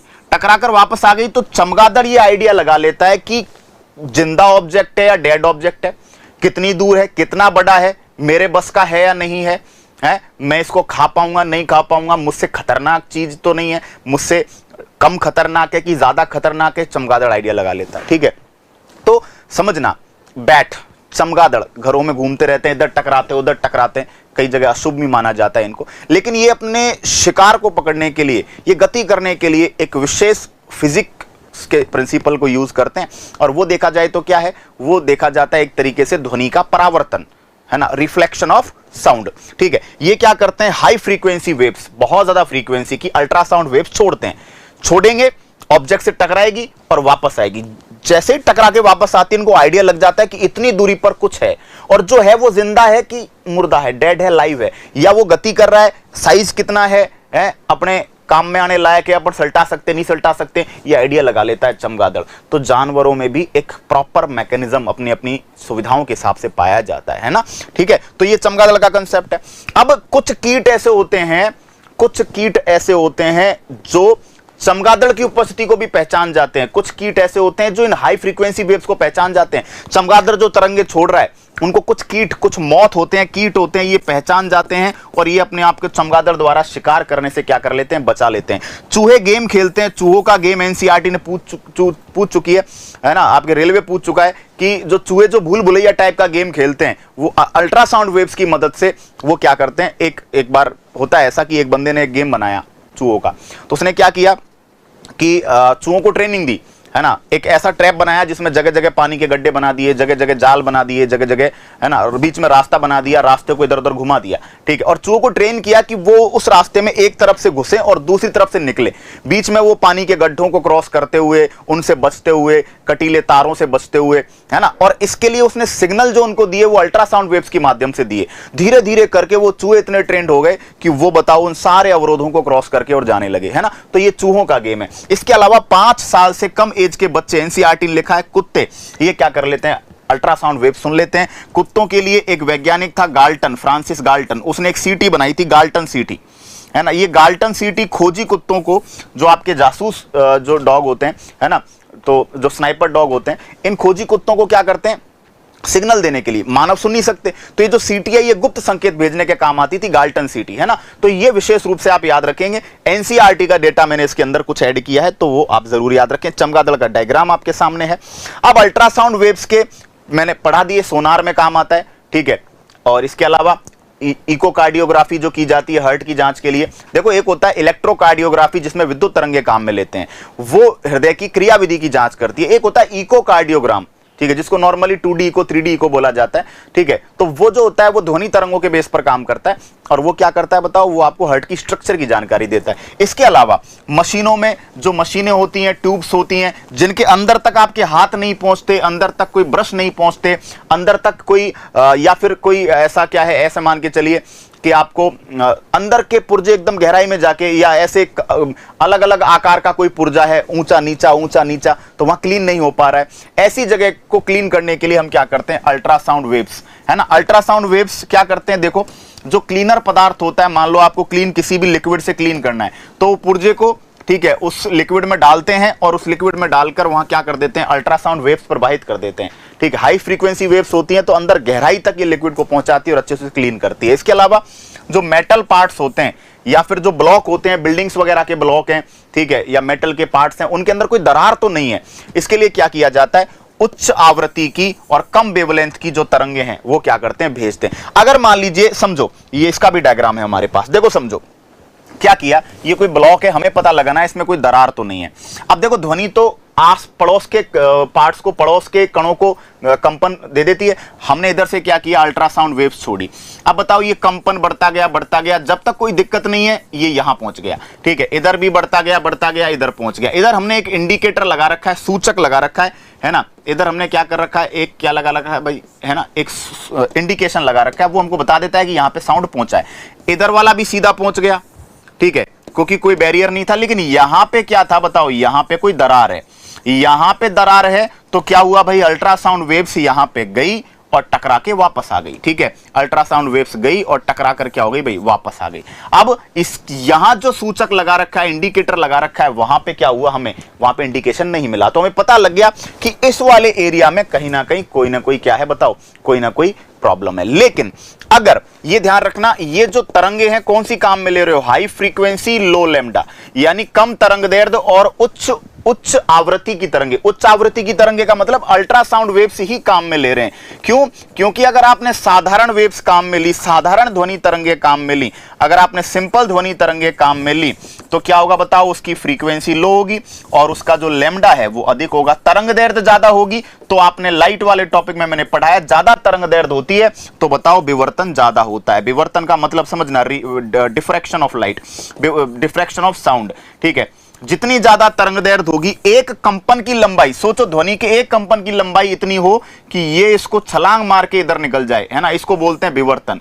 अवरोधक के किनारों से तरंग का अवरोधक के किनारों से मुड़कर अंदर की ओर चले जाना, ठीक है। तो अगर हाई फ्रीक्वेंसी वेव्स की जगह अगर आपने लो फ्रीक्वेंसी वेव्स काम में ले ली, ठीक है, अगर आपने कम फ्रीक्वेंसी की साधारण ध्वनि काम में ले ली, या अगर आपने अधिक तरंग दैर्ध्य की ध्वनि काम में ले ली, तो याद रखिएगा जो विवर्तन हो जाएगा तो अवरोधक के किनारों से ध्वनि मुड़ जाएगी और मुड़कर वो आगे पहुंच जाएगी और इंडिकेटर आपको ध्वनि के पहुंचने की सूचना दे देगा। तो आप ब्लॉक को, दरार को कभी पहचान नहीं पाएंगे, ढूंढ नहीं पाएंगे। बात समझ में आ गई? ठीक है, तो ये बड़ा इंपॉर्टेंट है। इसके बाद इकोकार्डियोग्राफी में काम में ले रहे हैं, अल्ट्रासोनोग्राफी में काम में ले रहे हैं, है ना, भ्रूण की जांच करते हैं, ठीक है। अल्ट्रासोनोग्राफी, ठीक है, भ्रूण की जांच करते हैं हम लोग, उसकी स्ट्रक्चर, उसमें कोई डैमेज तो नहीं है, कोई प्रॉब्लम तो नहीं है, उसकी जांच में काम में लेते हैं। आंतरिक अंगों की जांच में, पथरी तोड़ने में अल्ट्रासाउंड वेव्स, है ना। सोनार, साउंड डिटेक्शन एंड रेंजिंग, दोस्तों इसके बारे में भी हमने बात की है ना, और इसका भी शायद एक डायग्राम था, बट वो डायग्राम शायद मैं ले नहीं पाया, ठीक है, बिल्कुल, चलो कोई बात नहीं। सोनार वेव्स की हम बात करते हैं। देखो, सोनार का प्रयोग किया जाता है कोई भी ऑब्जेक्ट जो पानी में गतिशील है, साउंड नेविगेशन एंड रेंजिंग, पानी में गतिशील किसी भी वस्तु की स्थिति, गति और उसकी दिशा प्राप्त करने के लिए, ठीक है। अब समझो, ऐसे समझिए, ऐसे समझो मेरी बात कि मान लो ये सोनार नाम का यंत्र है, ठीक है, पानी में ये पूरा का पूरा क्या है बताओ, पानी है, ठीक है। अब क्या हुआ, यहां पे ये पानी है साहब, हमने बना दिया सिंपल, मैं एक सिंपल फॉर्मल डायग्राम में बना रहा हूं। पानी के अंदर ये साहब आ गई नाव, आ रही है, ये बना दी हमने नाव, शत्रु की नाव आ रही है, ठीक है। अब क्या किया गया बताओ, यहां से हमने अल्ट्रासाउंड वेव्स छोड़ी, बताओ वो टकराकर वापस आ गई, टकराकर वापस आ गई। पानी के अंदर वेग कितना है, v, और कितने टाइम में वापस आ गई, t में। बताओ टोटल दूरी कितनी चली, vt, है ना। अब आपसे ये पता करना है, आपने तरंगे छोड़ी, v वेग की तरंगे छोड़ी, t समय में आपके पास वापस आ गई, बोलो ठीक है, आपके पास वापस आ गई टकरा के, ठीक है। अब वापस टकरा के आ गई तो आपको पता चल गया कि v और t इतनी दूरी है। अब इतनी दूरी में जाने की और आने की, तो आपको दूरी पता चल जाएगी ना, 2d बराबर vt। 2d बराबर vt का मतलब है सोनार से आप तरंग नीचे छोड़ रहे हैं, समुद्र की गहराई पता करनी है, गहराई पता करनी है, तरंगे गई और तरंगे वापस आ गई, v वेग की तरंगे t टाइम में वापस आ गई, तो टोटल दूरी क्या हो गई, vt। और टोटल दूरी में आधी जाने की है, जाने की और आधी आने की है, तो 2d बराबर क्या हो गया, vt। तो सोनार के द्वारा जब भी आप दूरी तय करें तो फॉर्मूला क्या लगाएंगे, 2d बराबर vt। जाने और आने की अगर दे रखी हो, तो अगर जाने की दे रखी हो तो सीधा vt, आने की दे रखी हो vt, जाने का vt, आने का vt हो गया, है ना। अरे बात सिंपल सी बात करें क्या, अगर आपसे पूछा जाए जाने में कितनी दूरी, तो बताओ vt, आने में भी vt, ठीक है। तो ये देखा जाए आधी दूरी हो गई, आधी दूरी हो गई, समझ गए बात, क्लियर है बात अच्छे से, बोलो कोई प्रॉब्लम है ना। तो अगर ऐसे समझना है, जाने का टाइम आधा होगा, आने का टाइम आधा होगा, अलग अलग होगा, तो जाने का टाइम VT1 VT2 दोनों को जोड़ दो भाई। टोटल VT तो आप टोटल टाइम के लिए ले रहे हो, लेकिन अगर वो कहता है, अगर वो क्वेश्चन करता है कि किसी भी सोनार उपकरण से किसी वस्तु तक गई तरंग इतनी देर में पहुंच जाती है, तो बताओ वो वस्तु कितनी दूर है। तो भाई वो वस्तु की दूरी पता चलेगी ना। वस्तु की दूरी पता करने के लिए जो टाइम दिया है पहुंचने का, वो पहुंचने का, आने का टाइम, आने का, दोनों टाइम को जोड़ दोगे तो बताओ क्या हो जाएगा, टोटल टाइम। टोटल टाइम को करोगे तो वो 2D आएगा, दुगना आएगा टाइम, दुगनी आएगी डिस्टेंस जाने की और आने की, तो उसमें सादा कर लो। तो एग्जाम में क्वेश्चन जनरली यही आता है। क्या क्वेश्चन आता है कि भाई मान लीजिए पानी के अंदर जो ध्वनि का वेग है वो 1500 मीटर प्रति सेकंड है, मान लीजिए, ठीक है, क्लियर। और किसी सोनार उपकरण से छोड़ी गई तरंगे किसी समुद्री नाव से टकराकर 10 सेकंड में वापस आ जाती हैं, ठीक है। v कितना दे दिया आपको, 1500 मीटर पर सेकंड दे दिया, और जो वापस आने में लगा समय कितना है, 10 सेकंड। तो बताओ पनडुब्बी से या सोनार यंत्र जिस पनडुब्बी पर लगा हुआ है, जिस सबमरीन पर लगा हुआ है, उससे नाव की दूरी कितनी है। तो बताओ जाने का आने का टोटल VT है ना, तो बताओ निकाल लो। 2D बराबर VT 1500 इंटू 10, बताओ D बराबर 1500 इंटू 10/2, ठीक है, बोलो ठीक है, क्लियर। 7500 मीटर हो गया, 7.5 किलोमीटर की दूरी है। अगर वो इसी क्वेश्चन में ये कह देता कि सोनार यंत्र के द्वारा छोड़ी गई तरंगे किसी नाव तक 5 सेकंड में पहुंच जाती हैं, तो बताओ नाव कितनी दूर है। अब तरंगे 5 सेकंड में पहुंच गई, आपको चाल दे रखी है 1500 मीटर पर सेकंड, तो मतलब नाव 7500 मीटर दूर है। आने में 7500 मीटर आने में वापस समय कितना लगेगा, वही 5 सेकंड लगेगा। तो बताओ टोटल टाइम कितना हो गया, 10 सेकंड। तो टोटल टाइम दे तो इधर 2D कर दो, टोटल टाइम की जगह जाने का टाइम दे तो सिंपल D आएगा। अरे भाई जाने का टाइम VT है ना, VT में जाने का टाइम कैलकुलेट करना है, जाने की दूरी, आने की दूरी भी VT, लेकिन वो टाइम आधा आधा हो जाएगा फिर, समझ गए। टोटल टाइम दिया है तो टोटल के हिसाब से निकाल लो। टोटल के हिसाब से अगर आपको टोटल टाइम दिया है तो जाने आने की दोनों दूरियों को ऐड करना पड़ेगा, और अगर आपको जाने का टाइम दिया है तो जाने की दूरी निकालो, आने का टाइम दिया आने की दूरी निकालो, दोनों टोटल टाइम दे दिया तो जाने आने की दोनों की दूरी। समझ गए, जैसे एग्जामिनर आपके साथ करता है वैसे, ठीक है, क्लियर। अब इसके बाद मैं बढ़ता हूं आगे। अब हम बात करेंगे ध्वनि का वेग। ध्वनि का वेग, पहले ध्वनि का वेग जो है वो सैद्धांतिक मान जो है ध्वनि के वेग का, जो थ्योरेटिकल वैल्यू है, वैल्यू पहली बार न्यूटन ने निकाली थी। 279 मीटर पर सेकंड। उसके बाद इसमें संशोधन किया लाप्लास ने। लाप्लास नाम के साइंटिस्ट ने इसमें संशोधन किया। एनसीईआरटी ने वो संशोधन मेंशन किया नहीं है, पहले के बैचेस में मैं पढ़ाता था, बट मैंने कहीं पर भी क्वेश्चन देखा नहीं वहां से, तो जनरली मैं इसको स्किप करने के मूड में हूँ। रीजन, क्योंकि जब एग्जाम में क्वेश्चन आ नहीं रहा, चीज हद से ज्यादा लेवल पे जा रही है वो, तो फिर बच्चे का बोझ बढ़ाने का मतलब नहीं है, क्योंकि 10th क्लास की एनसीईआरटी में, सीबीएसई में तो नाम ही नहीं है, 11th 12th में भी आपको थोड़ा बहुत मेंशन मिलेगा। तो लाप्लास ने संशोधन करके और पता कर दिया कि 331.8 मीटर पर सेकंड आपका जो है ना ध्वनि का वायु में वेग है साहब। ध्वनि का वायु में 0 डिग्री सेंटीग्रेड पर वेग, 0 डिग्री सेंटीग्रेड पर जो साउंड का एयर में वेलोसिटी है वो। उसके बाद ये ध्वनि का वेग था भाई। ध्वनि का वेग थ्योरेटिकल वैल्यू न्यूटन ने पता करी, उसके बाद लाप्लास ने उसमें क्या किया, अमेंडमेंट किया, और ध्वनि का जो वायु में 0 डिग्री सेंटीग्रेड पर वेग है वो कितना निकाल लिया, है ना, 331.8 मीटर पर सेकंड। अब क्वेश्चन आता है कि ध्वनि के वेग को जो वेलोसिटी ऑफ साउंड है उसको प्रभावित करने वाले फैक्टर कौन कौन से, कौन कौन सी चीजें जो वेलोसिटी ऑफ साउंड को क्या करती है, इफेक्ट करती हैं। तो यहां देखिएगा, सबसे पहले, उससे पहले भी मैं आपको थोड़ा सा चीजें बता देता हूं। 25 डिग्री सेंटीग्रेड पर ध्वनि की चाल, 25 डिग्री सेंटीग्रेड पर। हाँ, अगर मैं आपसे बात करता हूं वायु में ध्वनि की चाल, वायु में speed of sound, V sound से मैं मेंशन करूंगा, वायु में ध्वनि की चाल 0 डिग्री सेंटीग्रेड पर कितनी है, 331 मीटर पर सेकंड। अब क्या होता है, प्रति डिग्री सेंटीग्रेड, पर डिग्री सेंटीग्रेड के साथ, प्रति डिग्री सेंटीग्रेड के साथ 0.61 मीटर पर सेकंड बढ़ जाता है ध्वनि का वेग। यानी अगर वायु का तापमान 1 डिग्री सेंटीग्रेड बढ़ाएंगे, प्रति डिग्री सेंटीग्रेड बढ़ाएंगे, तो ध्वनि का जो वेग है 0.61 मीटर पर सेकंड हो जाएगा।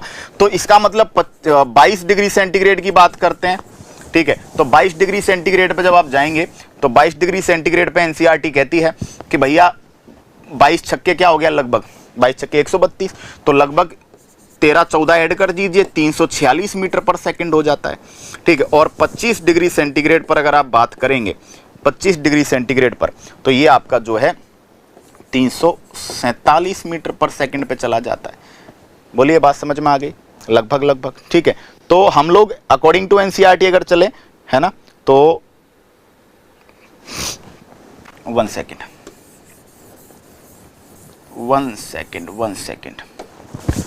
22 डिग्री सेंटीग्रेड और उसके बाद 25 डिग्री सेंटीग्रेड। ठीक है, अब इसको ऐसे समझिए, 331, अब हम थोड़ा सा ऐड करते हैं, 331 की बात करते हैं, ये 0 डिग्री सेंटीग्रेड पर है, प्रत्येक डिग्री सेंटीग्रेड पर कितना बढ़ रहा है?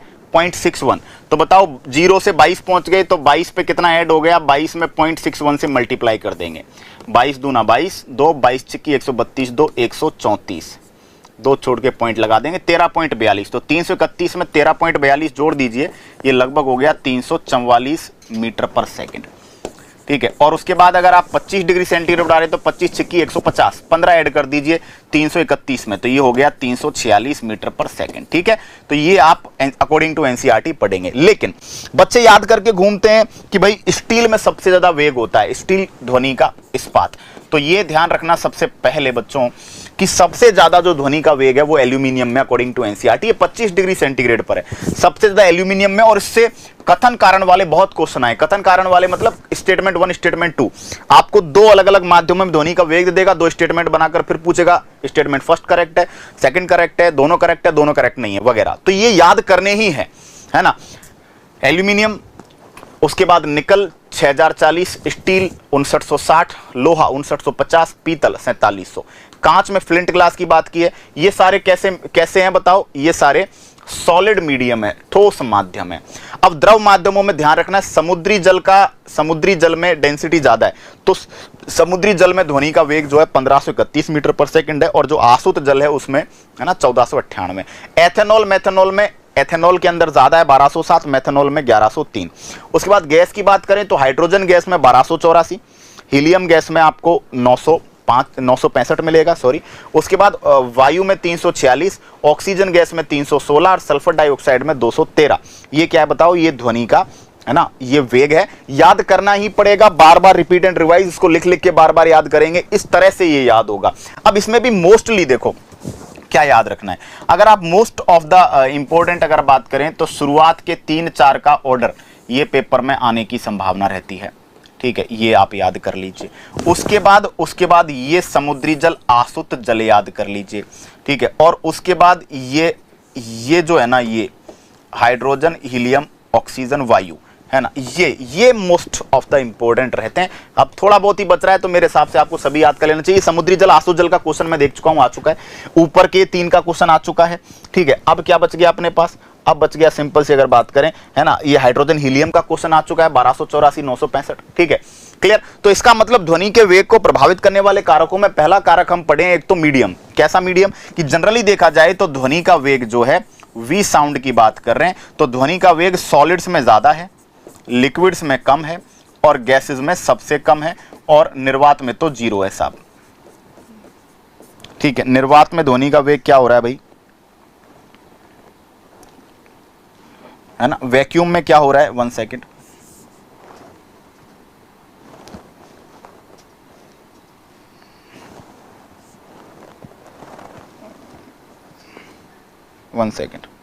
हाँ, वैक्यूम में ध्वनि का वेग क्या हो रहा है? निर्वात में। तो अगर मैं बात करूं 1 सेकेंड, अगर मैं बात करता हूं ध्वनि का वेग वी साउंड, तो सॉलिड्स में ज्यादा है, लिक्विड्स में कम है, गैसेस में और कम है। ठीक है, और निर्वात में क्या है? निर्वात में, वैक्यूम में तो 0 है ना। ध्वनि तरंगों के लिए माध्यम चाहिए, वैक्यूम में ध्वनि तरंगे गति नहीं कर सकती। बहुत बेसिक सी बात हुई। ठीक है, क्लियर? अब मैं आगे बात करता हूं। अब ध्वनि के वेग को प्रभावित करने वाले कारकों में सबसे पहला कारक हम पढ़ रहे हैं क्या? टेम्परेचर। ठीक है, तापमान। टेम्परेचर के बारे में पढ़ रहे हैं कि पर 1 डिग्री सेंटीग्रेड टेम्परेचर बढ़ाने पर ध्वनि का जो वेग है कितना बढ़ रहा है? 0.61 मीटर पर सेकंड, 0.61 मीटर पर सेकंड बढ़ रहा है। क्लियर? इसके लिए एक फॉर्मूला पढ़ते हैं कि VT बराबर V 0 degree centigrade plus 0.61 T। ये फॉर्मूला है ना। इसका मतलब क्या है? इसका मतलब है कि T तापमान पर ध्वनि का वेग, 0 डिग्री सेंटीग्रेड पर ध्वनि का वेग है, उसके अंदर जोड़ दो 0.61 T। अरे सिंपल सी बात है, 331 कब है? 0 डिग्री पर, है ना। और हर डिग्री के साथ 0.61 बढ़ रहा है, तो अगर आप जितना डिग्री बढ़ाओगे हर डिग्री के साथ 0.61 ऐड होता जाएगा और उस तापमान पे आ जाएगा। तो चाहो तो कंसेप्ट याद रख लो, चाहो तो फॉर्मूला याद करो, VT बराबर V0 प्लस 0.61 T, है ना। 0 डिग्री सेंटीग्रेड पर ध्वनि का वेग 332, 331, 25 डिग्री सेंटीग्रेड पर 346।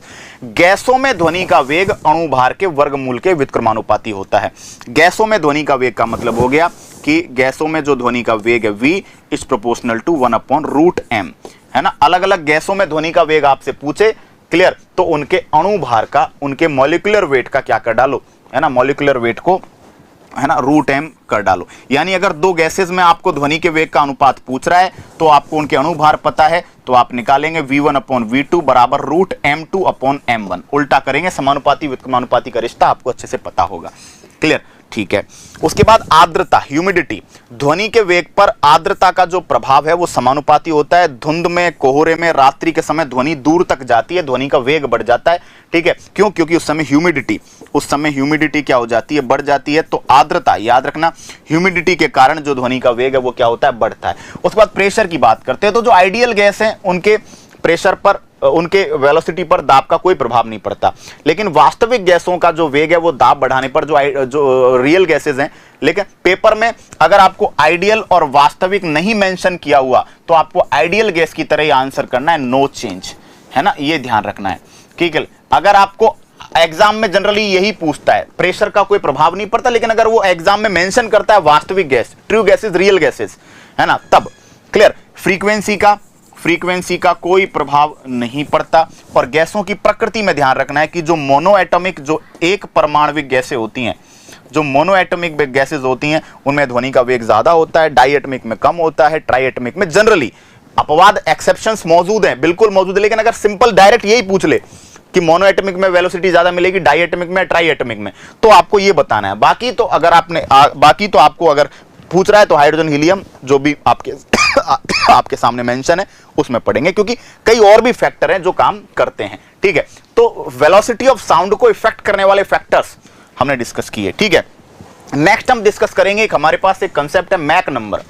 मैक नंबर क्या होता है ना, वायुयान की चाल या किसी भी ऑब्जेक्ट की स्पीड ऑफ ऑब्जेक्ट, है ना, ऑब्जेक्ट की स्पीड, और उसके बाद V साउंड इन एयर, है ना, ध्वनि का वेग किसके अंदर? वायु में। किसी भी ऑब्जेक्ट की स्पीड के साथ, किसी भी वस्तु की चाल के साथ वायु में जो ध्वनि की चाल है उसको अगर हम कंपेयर कर दें तो उससे जो नंबर निकल के आता है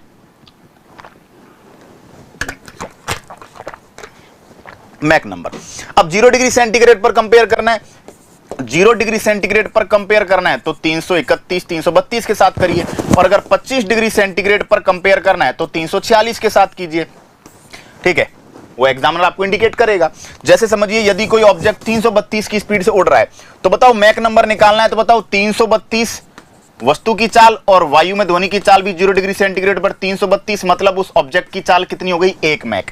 तो क्वेश्चन ऐसे भी आ जाता है कई बार कि कोई ऑब्जेक्ट 2 मैक की स्पीड से उड़ रहा है, तो बताओ उसकी चाल क्या होगी? तो 1 मैक 332 के बराबर है 0 डिग्री सेंटीग्रेड पर, है ना, 25 डिग्री सेंटीग्रेड पर 346 के बराबर। तो 1 मैक अगर 336 के बराबर है तो 332 के बराबर है तो 2 मैक 664 के बराबर होगा।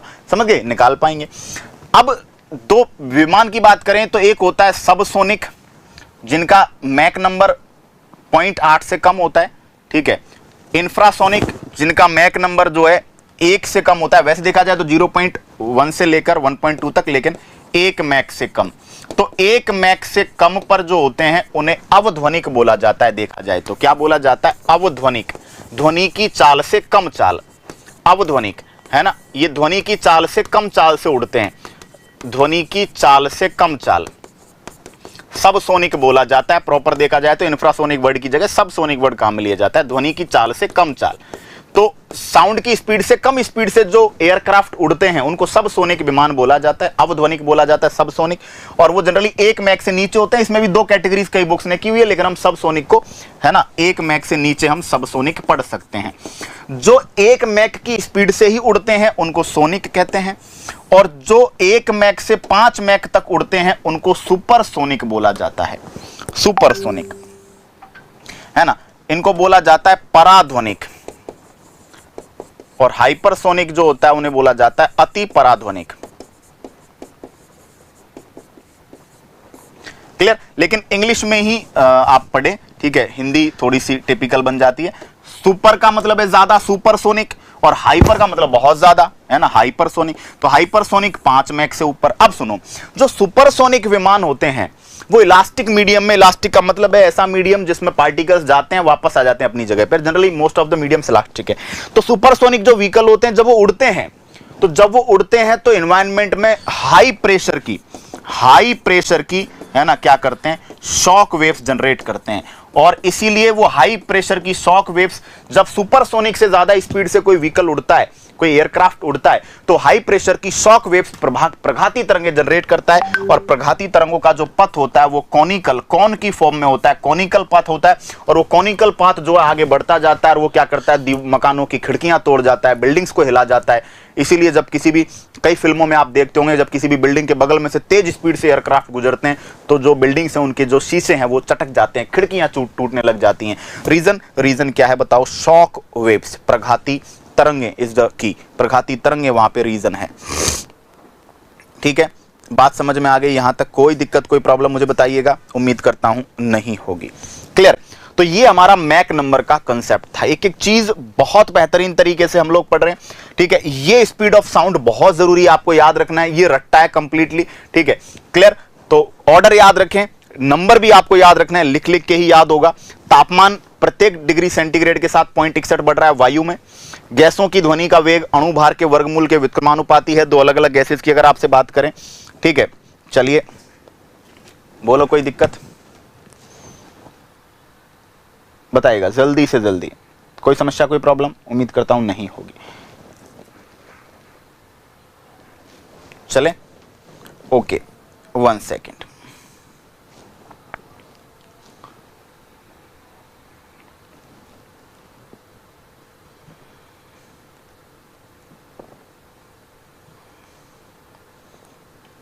क्लियर? कोई समस्या, कोई प्रॉब्लम? मैं उम्मीद करता हूं नहीं होगी।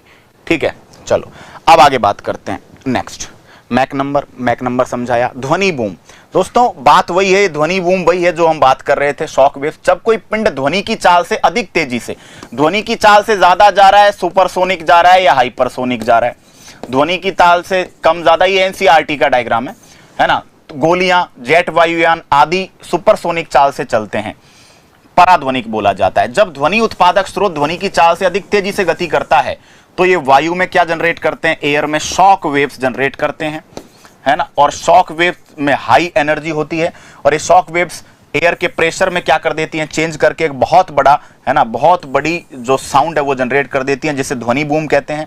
ठीक है, जैसे आप देखो वायुयान उड़ता है तो कितना ध्वनि बूम पैदा हो जाता है ना, वायुयान उड़ता है तो आवाज आती है ना। पहले होता था, पहले हम जब बच्चे थे, और आज भी बड़े हो गए, फिर भी क्या होता है, जैसे ही आवाज आती है, साहब कोई प्लेन आ रहा है, प्लेन की कितना बूम में, है ना, साउंड बूम पैदा हो जाता है वहां पे शॉक वेव्स के कारण। ठीक है, हाई प्रेशर का वहां पे साउंड जनरेट हो जाता है, और वो हम सुनते हैं, बहुत बहुत गौर करके सुनते हैं। ठीक है, तो शॉक वेव्स, ध्वनि बूम पैदा हो जाता है। पराध्वनिक वायुयान से उत्पन्न इस ध्वनि बूम में इतनी मात्रा में ऊर्जा होती है, खिड़कियों के शीशे तोड़ सकता है, यहां तक कि भवनों को क्षति पहुंचा सकता है। That is shock waves. ठीक है, कंसेप्ट क्लियर। उसके बाद मैं बात करता हूं श्रवण सहायक युक्ति। कई लोगों के कान में, आपने देखा होगा, कई लोगों के कान में एक डिवाइस लगी होती है। जिन लोगों को कम सुनाई देता है ना, उनका साउंड को कलेक्ट नहीं कर पाते उनके कान, इस यंत्र की आवश्यकता होती है। बैटरी से चलने वाले इलेक्ट्रॉनिक डिवाइस है। ये क्वेश्चन आता है क्या क्या लगा होता है। एक तो माइक्रोफोन के साथ लगा होता है साहब एक एम्पलीफायर, ठीक है, और एक लगा होता है स्पीकर। क्लियर? अब सुनो, माइक्रोफोन का काम क्या है। देखो, साउंड को लेगा, साउंड को माइक्रोफोन क्या करता है, साउंड को माइक्रोफोन साउंड एनर्जी को इलेक्ट्रिक में कन्वर्ट कर देता है। इलेक्ट्रिक एनर्जी को जो एम्पलीफायर है ना, एम्पलीफायर वो क्या कर देता है उसको, है ना, उसको पावरफुल बना देता है। एम्पलीफायर क्या कर देता है, इनको एम्पलीफाई कर देता है, और एम्पलीफाई करने के बाद जो स्पीकर है ना, वो उस बंदे के कान के पर्दे तक क्या कर देता है, उसको पहुंचा देता है। स्पीकर क्या करता है, वापस साउंड की जो तरंगे हैं उनको किस में कर देता है ना, वापस जो इलेक्ट्रिक सिग्नल है, इलेक्ट्रिक सिग्नल को वापस किस में कन्वर्ट कर देता है, साउंड में, कान के डायफ्राम पर। तो ये कंसेप्ट है इसका। क्वेश्चन आते हैं पेपर में, याद रखिएगा कौन एम्पलीफाई कर रहा है, ये याद रखिएगा, ठीक है। कौन जो है ना, साउंड एनर्जी को इलेक्ट्रिक एनर्जी में माइक्रोफोन कन्वर्ट करता है, ठीक है। तो इसे श्रवण सहायक युक्ति बोला जाता है, ठीक है। और 1 सेकंड में थोड़ा सा इसको I think so audio phone कहते हैं, मैं इंग्लिश में एक बार सर्च कर लेता हूं, ठीक है। यस, इसको ऑडियो फोन कहा जाता है।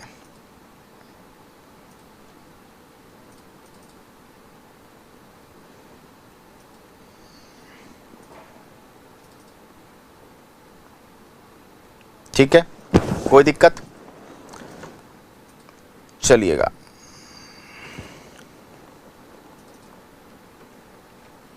वन सेकंड, है ना। तो वैसे हियरिंग असिस्टेंट या हियरिंग इंपेयरमेंट बोला जाता है इसको, ऑडियो फोन भी कह दिया जाता है,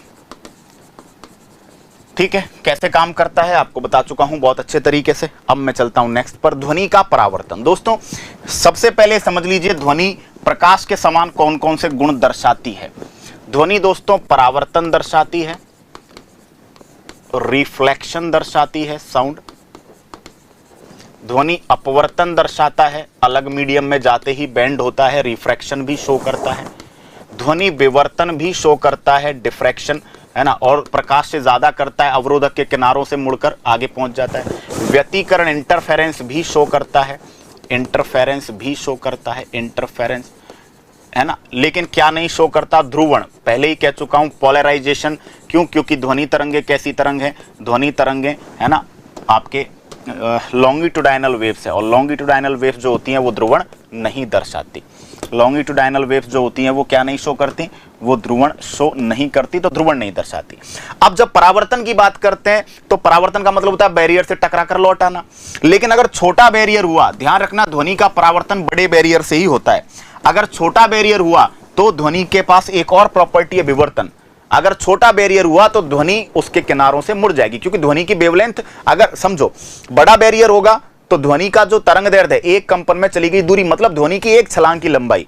तो अगर छोटा बैरियर होगा और ध्वनि की एक छलांग उससे बड़ी हुई तो ध्वनि छलांग लगा के बैरियर को कूद जाएगी और आगे चली जाएगी, वो रिफ्लेक्ट नहीं होगी। लेकिन अगर बड़ा बैरियर होगा और ध्वनि की छलांग उसके छोटी रह गई, वेवलेंथ छोटी रह गई, तो बताओ वो उसको लांग नहीं पाएगी, वो उसको जंप नहीं कर पाएगी, और वापस क्या होगा, वो साउंड, है ना, आएगा। तो बड़े बैरियर से, ठीक है।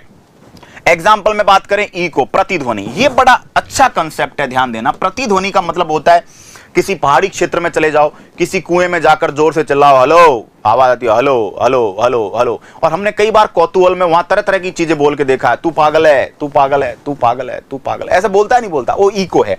तो याद रखना हमारे कानों पर जो साउंड है वो 1/10 सेकंड तक, यानी कि 0.1 सेकंड तक हमारे कानों पर साउंड का प्रतिबिंब रहता है। यानी जो भी हम सुनेंगे ना वो 0.1 सेकंड तक हमारे कानों पर रहेगा। मतलब अगर कोई भी साउंड 0.1 सेकंड से कम के गैप में हम तक आ रहा है, हम उसे सुन नहीं पाएंगे। समझने की कोशिश करिए कि अगर मैंने सुना हेलो, तो मैं दूसरा साउंड अगले 1/10 सेकंड के गैप के बाद ही सुन पाऊंगा। क्यों? क्योंकि मैं जो भी सुन रहा हूं वो 0.1 सेकंड तक मेरे कानों पर है। इसका मतलब दो साउंड के बीच में अगर आपको क्लियर सुनना है तो दो साउंड के जो बीच गैप है, दो साउंड के बीच गैप कितना होना चाहिए, 1/10 सेकंड से ज्यादा।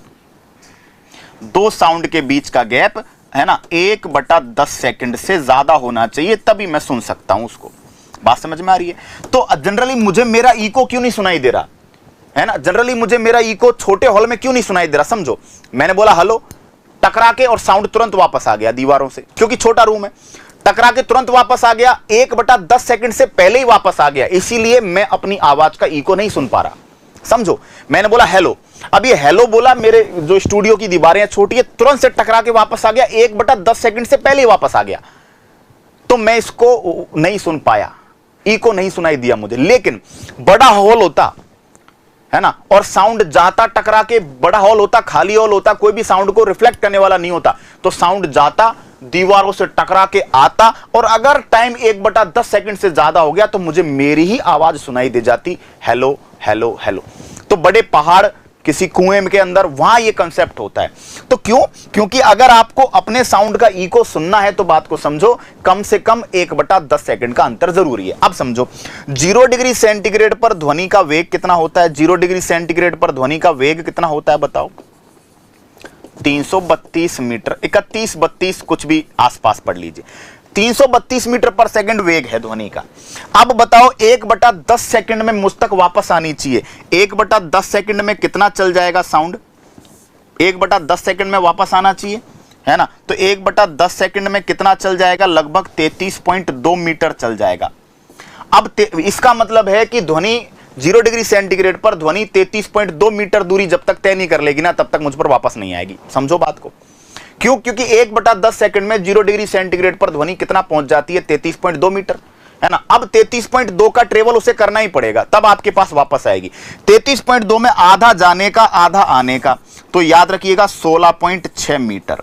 तो ध्यान रखना है कि जब तक ध्वनि के सोर्स और बैरियर के बीच में जब तक रुकावट आपसे 16.6 मीटर की दूरी पर कम से कम नहीं है ना, तब तक आपको साउंड वापस नहीं सुन पाएंगे। मतलब 16.6 मीटर से कम दूरी पर आप इको नहीं सुन सकते, है ना। मेरे रूम की दीवारें 16.6 से छोटी हैं, तो मैं इको नहीं सुन पा रहा, मेरी आवाज गूंज नहीं रही। और अगर 25 डिग्री सेंटीग्रेड पर चले गए मेरे भाइयों, 25 डिग्री सेंटीग्रेड पर, या एनसीईआरटी ने 22 डिग्री सेंटीग्रेड का एग्जाम्पल लिया, 22 डिग्री सेंटीग्रेड पर बात करेंगे, 22 डिग्री सेंटीग्रेड पर, तो 22 डिग्री सेंटीग्रेड पर ध्वनि का वेग कितना होता है? 344। 344 का मतलब है, 344 का मतलब समझो 34.4 मीटर चलेगा वो 1/10 सेकंड में।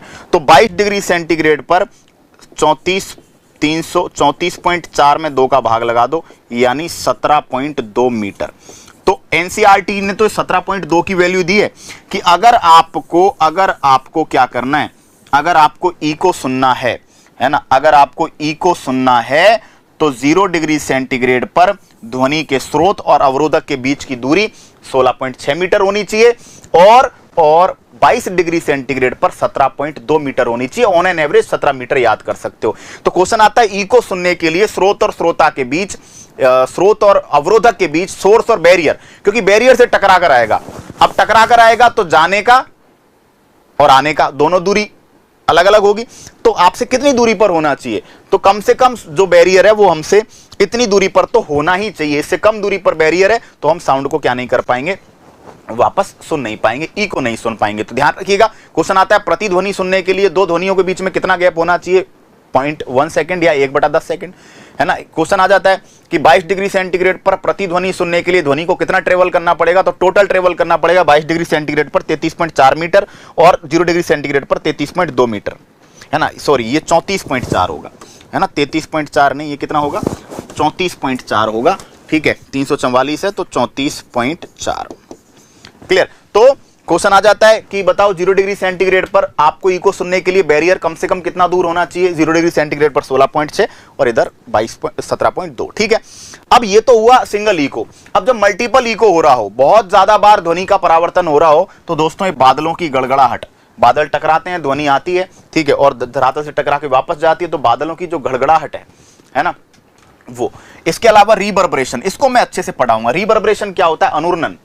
किसी हॉल के अंदर आपने देखा होगा, कोई बड़ा हॉल है, बड़ा पंडाल है, और उस बड़े हॉल में आपको स्पीच दे रहे हो, है ना, किसी बड़ा क्लासरूम है, खाली क्लासरूम है ना, ध्वनि को कोई अवशोषित करने वाला नहीं है, खाली क्लासरूम में आप, कई बार बड़े क्लासरूम में आप बोल रहे हो, किसी बड़े हॉल में बोल रहे हो, तो आप ही की आवाज गूंजती है, और आप ही की आवाज गूंजती है तो आप साउंड को क्लियर नहीं सुन पाते। इस कंसेप्ट को रिवर्बरेशन कहते हैं, अनुरणन कहते हैं, मैं समझाऊंगा।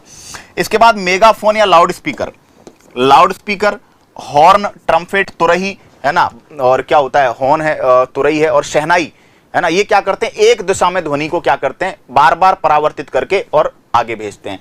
इसके अलावा कॉन्सर्ट हॉल, कोई भी कॉन्सर्ट हॉल है, कोई भी कॉन्फ्रेंस हॉल है, क्वेश्चन आता है ना, उसकी दीवारों पर क्या लगाया जाता है, कर्व रूफ बनाया जाता है, या जहां पर भी ध्वनि का स्रोत है या जगह जगह पर क्या लगा दिए जाते हैं, साउंड की प्लेट लगा दी जाती है ऐसी, है ना, कर्व घुमावदार प्लेट लगा दी जाती है ऐसी। क्यों?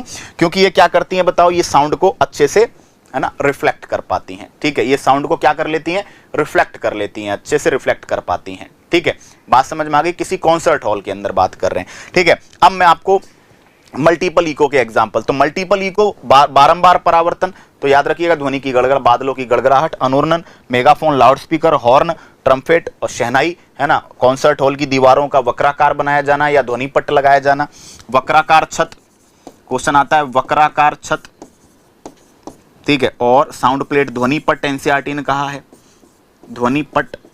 अच्छा, वक्राकार का मतलब है कर्व, ऐसे मतलब है बकराकार, बकरीकार, बकराकार, है ना, तो बकरे के जैसा आकार मत बना देना भाई। ठीक है, अर्थ का अनर्थ मत करना। ठीक है, जैसे ये देखो, ध्वनि के मल्टीपल परावर्तन के example, loud speaker NCERT, loud speaker, horn, तुरही बोला जाता है, ट्रम्पेट, शहनाई जैसे वाद्य यंत्र, है ना, इसी प्रकार बनाए जाते हैं।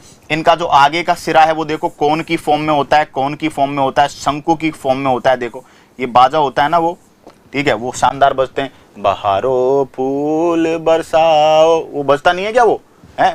ठीक है, तो इसके अलावा वो ऑटो में हॉर्न लगा था ना, आजकल तो खैर वैसा हॉर्न आता है, पहले के ऑटो में क्या होता था, ऐसे पीछे वो फूंक मारने वाला होता था, ऐसे उसको दबाते थे तो हॉर्न बजता था। ठीक है, तो ये मल्टीपल इको है। क्लियर?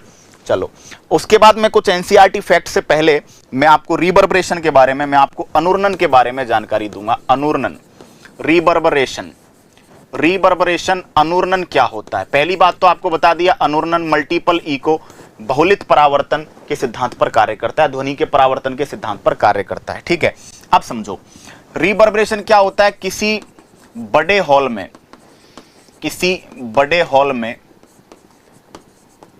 ध्वनि का मल्टीपल इको या बार बार परावर्तन के कारण, मल्टीपल इको के कारण स्पष्ट सुनाई नहीं देना, मल्टीपल इको के कारण क्लियर सुनाई नहीं देना ही रिवर्बरेशन है। क्लियर सुनाई नहीं देना।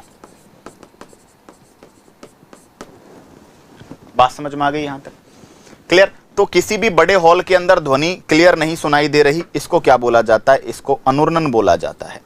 ठीक है, अब इस अनुरणन को कम करने के लिए, अनुरणन को कम करने के लिए हम क्या करते हैं? ध्वनि अवशोषक यंत्र लगाते हैं, साउंड एब्जॉर्बर लगाते हैं, ध्वनि अवशोषक यंत्र लगाते हैं, ध्वनि एब्जॉर्बर, ध्वनि अवशोषक पदार्थ। अब ध्वनि अवशोषक के तौर पर देखो क्या, ध्वनि अवशोषक के तौर पर हम कर्व, वक्राकार छत बना देते हैं, कर्व रूफ बना देते हैं। इसके अलावा, है ना, जो शीट होती हैं, है ना, वो कैसी बना देते हैं? गद्देदार शीट बना देते हैं, कुशन शीट बना देते हैं। उसके अलावा कारपेट बिछा देते हैं, कारपेट। दीवारें, जो दीवारें हैं उनमें क्या दे देते हैं बताओ? उनमें कर्व दे देते हैं। दीवारों में कर्व की जगह दीवारें जो होती हैं उनको इस तरह से ऊंचा नीचा बना देते हैं ताकि सरफेस एरिया क्या हो जाए? बढ़ जाए। इसके अलावा वहां पे क्या करते हैं? इसके अलावा, ठीक है, बड़े बड़े पर्दे लगा देते हैं वहां पे। ठीक है, तो क्या करते हैं? ध्वनि को अवशोषित करने के लिए, साउंड को एब्जॉर्ब करने के लिए, ताकि साउंड बार बार इको ना हो, उसको अवशोषित करने के लिए क्या कर दिया जाता है बताओ? है ना, वहां पर क्या करते हैं? फर्श पर, है ना, कारपेट, सीटों में गद्दी, रुई आदि लगा देते हैं। खुरदरे प्लास्ट, संपीड़ित कंप्रेस्ड फाइबर बोर्ड, एनसीईआरटी कहती है कंप्रेस्ड फाइबर बोर्ड, कंप्रेस्ड संपीड़ित फाइबर बोर्ड लगा देते हैं, फाइबर के कंप्रेस्ड बोर्ड लगा देते हैं।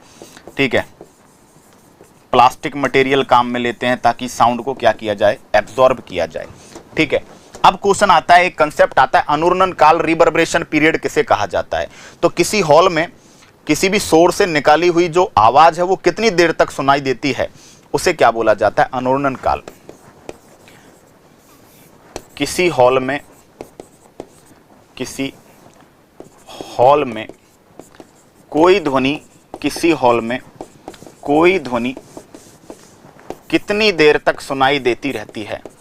कितनी देर तक सुनाई देती रहती है?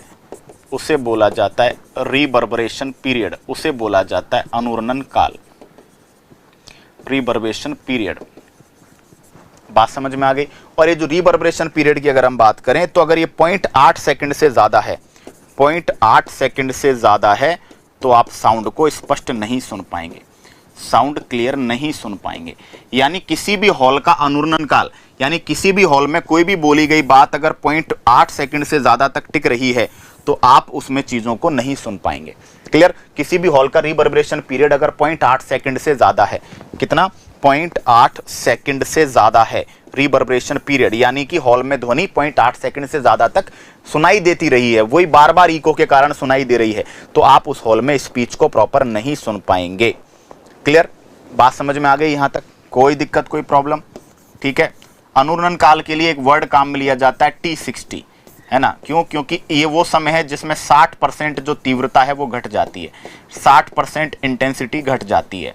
क्लियर। तो कई बार ये अनुरणन काल के बारे में पूछा जाए, रिवर्बरेशन पीरियड क्या है, तो इसको T60 पीरियड भी बोलते हैं। ऐसा पीरियड जिसमें किसी भी साउंड की इंटेंसिटी 60% तक घट जाती है, किसी भी साउंड की इंटेंसिटी 60% तक घट जाए। ठीक है। तो रिवर्बरेशन अनुरणन क्या है? किसी भी बड़े हॉल के अंदर मल्टीपल इको, बार बार ध्वनि के परावर्तन के कारण स्पीच प्रॉपर नहीं सुनाई देता, एक ही ध्वनि बार बार तक सुनाई देती रहती है। इसके लिए हम साउंड को एब्जॉर्ब करने वाले क्या लगा देते हैं वहां पे, है ना, जो डिवाइसेस लगा देते हैं, इंस्ट्रूमेंट लगा देते हैं, कर्व वक्राकार छत बना देते हैं। ठीक है। कर्व छत बना देते हैं, वक्राकार छत बना देते हैं ताकि साउंड ऊपर से छत से जो है ना, वक्राकार छत जो होता है उसका एरिया ज्यादा है, वक्राकार छत का एरिया ज्यादा होगा तो ज्यादा साउंड को क्या कर पाएगी, है ना, एब्जॉर्ब कर पाएगी। शीट है, ठीक है, गद्देदार शीट, कारपेट लगा देते हैं, दीवारों पर क्या कर देते हैं बताओ, दीवारों को ऊंचा नीचा सरफेस एरिया बढ़ा देते हैं, पर्दे जो होते हैं वो वहाँ पे लगा देते हैं, कंप्रेस्ड संपीड़ित फाइबर बोर्ड लगा देते हैं, प्लास्टिक मटेरियल, प्लास्टिक, है ना, खुरदरा प्लास्टर जो है वहाँ पे लगा देते हैं। ठीक है। खुरदरा प्लास्टर, खुरदरा प्लास्टर होगा, सरफेस एरिया ज्यादा होगा ना, सरफेस एरिया ज्यादा होगा। छतों पर दीवारों पर क्या कर देते हैं, रफ प्लास्टर, खुरदरा प्लास्टर लगा देते हैं जिससे सरफेस एरिया बढ़ जाता है, सरफेस एरिया बढ़ जाता है तो साउंड को एब्जॉर्ब अच्छे से कर लेगा। ठीक है। क्लियर। इसके बाद कुछ एनसीईआरटी फैक्ट्स की बात कर रहा हूं मैं। अकॉर्डिंग टू एनसीईआरटी बुकलेट ने कुछ फैक्ट्स दिए हैं कि भाई ध्वनि पैदा क्यों हो रही है। तो ध्वनि के पैदा होने का कारण है वाइब्रेशन। आपने कोई भी वाइब्रेशन जनरेट किया, जो पार्टिकल होते हैं, कण होते हैं, वो आगे वाले कण को क्या करते जाते हैं, उस वाइब्रेशन को आगे बढ़ाते जाते हैं और वो वाइब्रेशन माध्यम में आगे बढ़ता चला जाता है। इसीलिए ध्वनि को गति करने के लिए क्या चाहिए, माध्यम। ठीक है। ध्वनि संपीड़न और विरलन के माध्यम से आगे बढ़ती है। संपीड़न वो जगह है जहां पे प्रेशर और घनत्व ज्यादा होता है, संपीड़न प्रेशर घनत्व ज्यादा, विरलन प्रेशर और घनत्व कम। ठीक है। चलिए ये डायग्राम देखिए, ये किसी भी ध्वनि स्रोत है ना से, ये आपने स्वरित रहे इसको ऐसे हिलाया, ठीक है, आवाज निकली, आवाज निकली। देखो ये वाला जो एरिया है, ये वाला देखो क्लोज, क्लोज तो बताओ डेंसिटी ज्यादा, डेंसिटी ज्यादा और प्रेशर ज्यादा, डेंसिटी और प्रेशर ज्यादा है तो बताओ ये क्या है, कंप्रेशन है, संपीड़न है ना। और इस वाले जगह में देखो, इस वाले जगह में बिल्कुल दूर दूर, तो बताओ डेंसिटी क्या हो गई, डेंसिटी आपके कम हो गई, है ना, और प्रेशर भी कम होगा। डायग्राम देकर पूछ सकता है एग्जामिनर आपसे कि ये क्या है, ये क्या, ये क्या, ये क्या। तो ये वापस कंप्रेशन है, संपीड़न है, और ये वापस रेयरफेक्शन है, विरलन है। ठीक है। तो संपीड़न कम डेंसिटी वाला एरिया, जो सॉरी कम डेंसिटी वाला एरिया ये, ठीक है, ये वाला क्या होगा, विरलन होगा। और ज्यादा डेंसिटी जिसमें एकदम पास पास आ गई चीजें, है ना, वो क्या होगा बताओ, वो आपका हो जाएगा, है ना, ज्यादा डेंसिटी वाला संपीड़न, कम डेंसिटी वाला विरलन। ठीक है। और एनसीईआरटी का डायग्राम देखो, देखो भाई अगर आपसे बात अभी मैं थोड़ा सा इसको थोड़ा सा रोक के लूंगा, अभी मैं आपको एक चीज और बताने वाला हूं। 1 सेकेंड, इसको देखिए, ये, हाँ देखो, जब स्पीकर से साउंड निकलता है तो हम बात करते हैं प्रेशर और डेंसिटी दोनों को लेकर बात करते हैं। 1 सेकेंड, प्रेशर को लेकर देखो बात करो, यहां तक जब आप गौर करोगे तो प्रेशर आपको, है ना, यहां पे डेंसिटी आपको ज्यादा मिलेगी और ये विरलन है, डेंसिटी कम। फिर वापस संपीड़न आ गया, डेंसिटी ज्यादा, विरलन डेंसिटी कम, फिर डेंसिटी ज्यादा, ये संपीड़न आ गया, फिर विरलन आ गया। ठीक है। तो डेंसिटी आप देखो ज्यादा से कम, ज्यादा कम, ज्यादा कम, ये चल रही है। प्रेशर की भी बात करेंगे तो देखो संपीड़न में इधर प्रेशर ज्यादा, फिर ये कम हो गया, फिर प्रेशर ज्यादा हो गया, फिर प्रेशर कम हो गया, फिर प्रेशर ज्यादा, फिर प्रेशर कम। तो संपीड़न के अंदर आप देख रहे हैं डेंसिटी ज्यादा है, है ना, और प्रेशर भी ज्यादा है। ठीक है, तो जब घनत्व और दाब का ग्राफ बनाएंगे तो आप देखेंगे पहले दोनों ज्यादा है, ज्यादा से चलते हैं, कम की तरफ जाते हैं, मिनिमम पे जाते हैं, फिर मैक्सिमम पे जाते हैं, फिर मिनिमम पे जाते हैं, फिर मैक्सिमम पे जाते हैं, फिर मिनिमम पे, फिर मैक्सिमम पे। तो घनत्व के मैक्सिमम से लेकर और वापस मैक्सिमम तक जाने का जो समय है वो क्या हो गया, देखो मैक्सिमम से लेकर और वापस मैक्सिमम तक का। ठीक है, तो क्वेश्चन आता है कि एक कंपन किसे कहते हैं, एक दोलन किसे कहते हैं। तो घनत्व का, दाब का, घनत्व और दाब का मैक्सिमम से चलकर मिनिमम पे जाना और मिनिमम से वापस मैक्सिमम पर आना, ये क्या कहलाता है, ये एक कंपन कहलाता है। ठीक है, और इन दोनों के बीच में ये क्या आ गया, एवरेज आ गया। ठीक है, बात समझ में आ गई, क्लियर। तो ये याद रखिएगा ये डायग्राम में। ठीक है, ये क्वेश्चन आ जाते हैं एनसीईआरटी के, क्लियर। बोलो, बात क्लियर हुई। चलो ये देखो, एक दोलन, एक दोलन, एक कंपन किसे मानते हैं, डेंसिटी के मैक्सिमम से मिनिमम और पुनः मैक्सिमम तक जाने का सफर। ठीक है, ये एनसीईआरटी ने कुछ बातें और लिखी है कि सिंगल फ्रीक्वेंसी का जो साउंड होता है, सिंगल फ्रीक्वेंसी है ना, मैंने बोला ए है ना, तो ए ये सिंगल फ्रीक्वेंसी साउंड है, एक टोन है। मैं बोलूं सारे गामा पादानी सा है, तो ये क्या मल्टीपल फ्रीक्वेंसी है।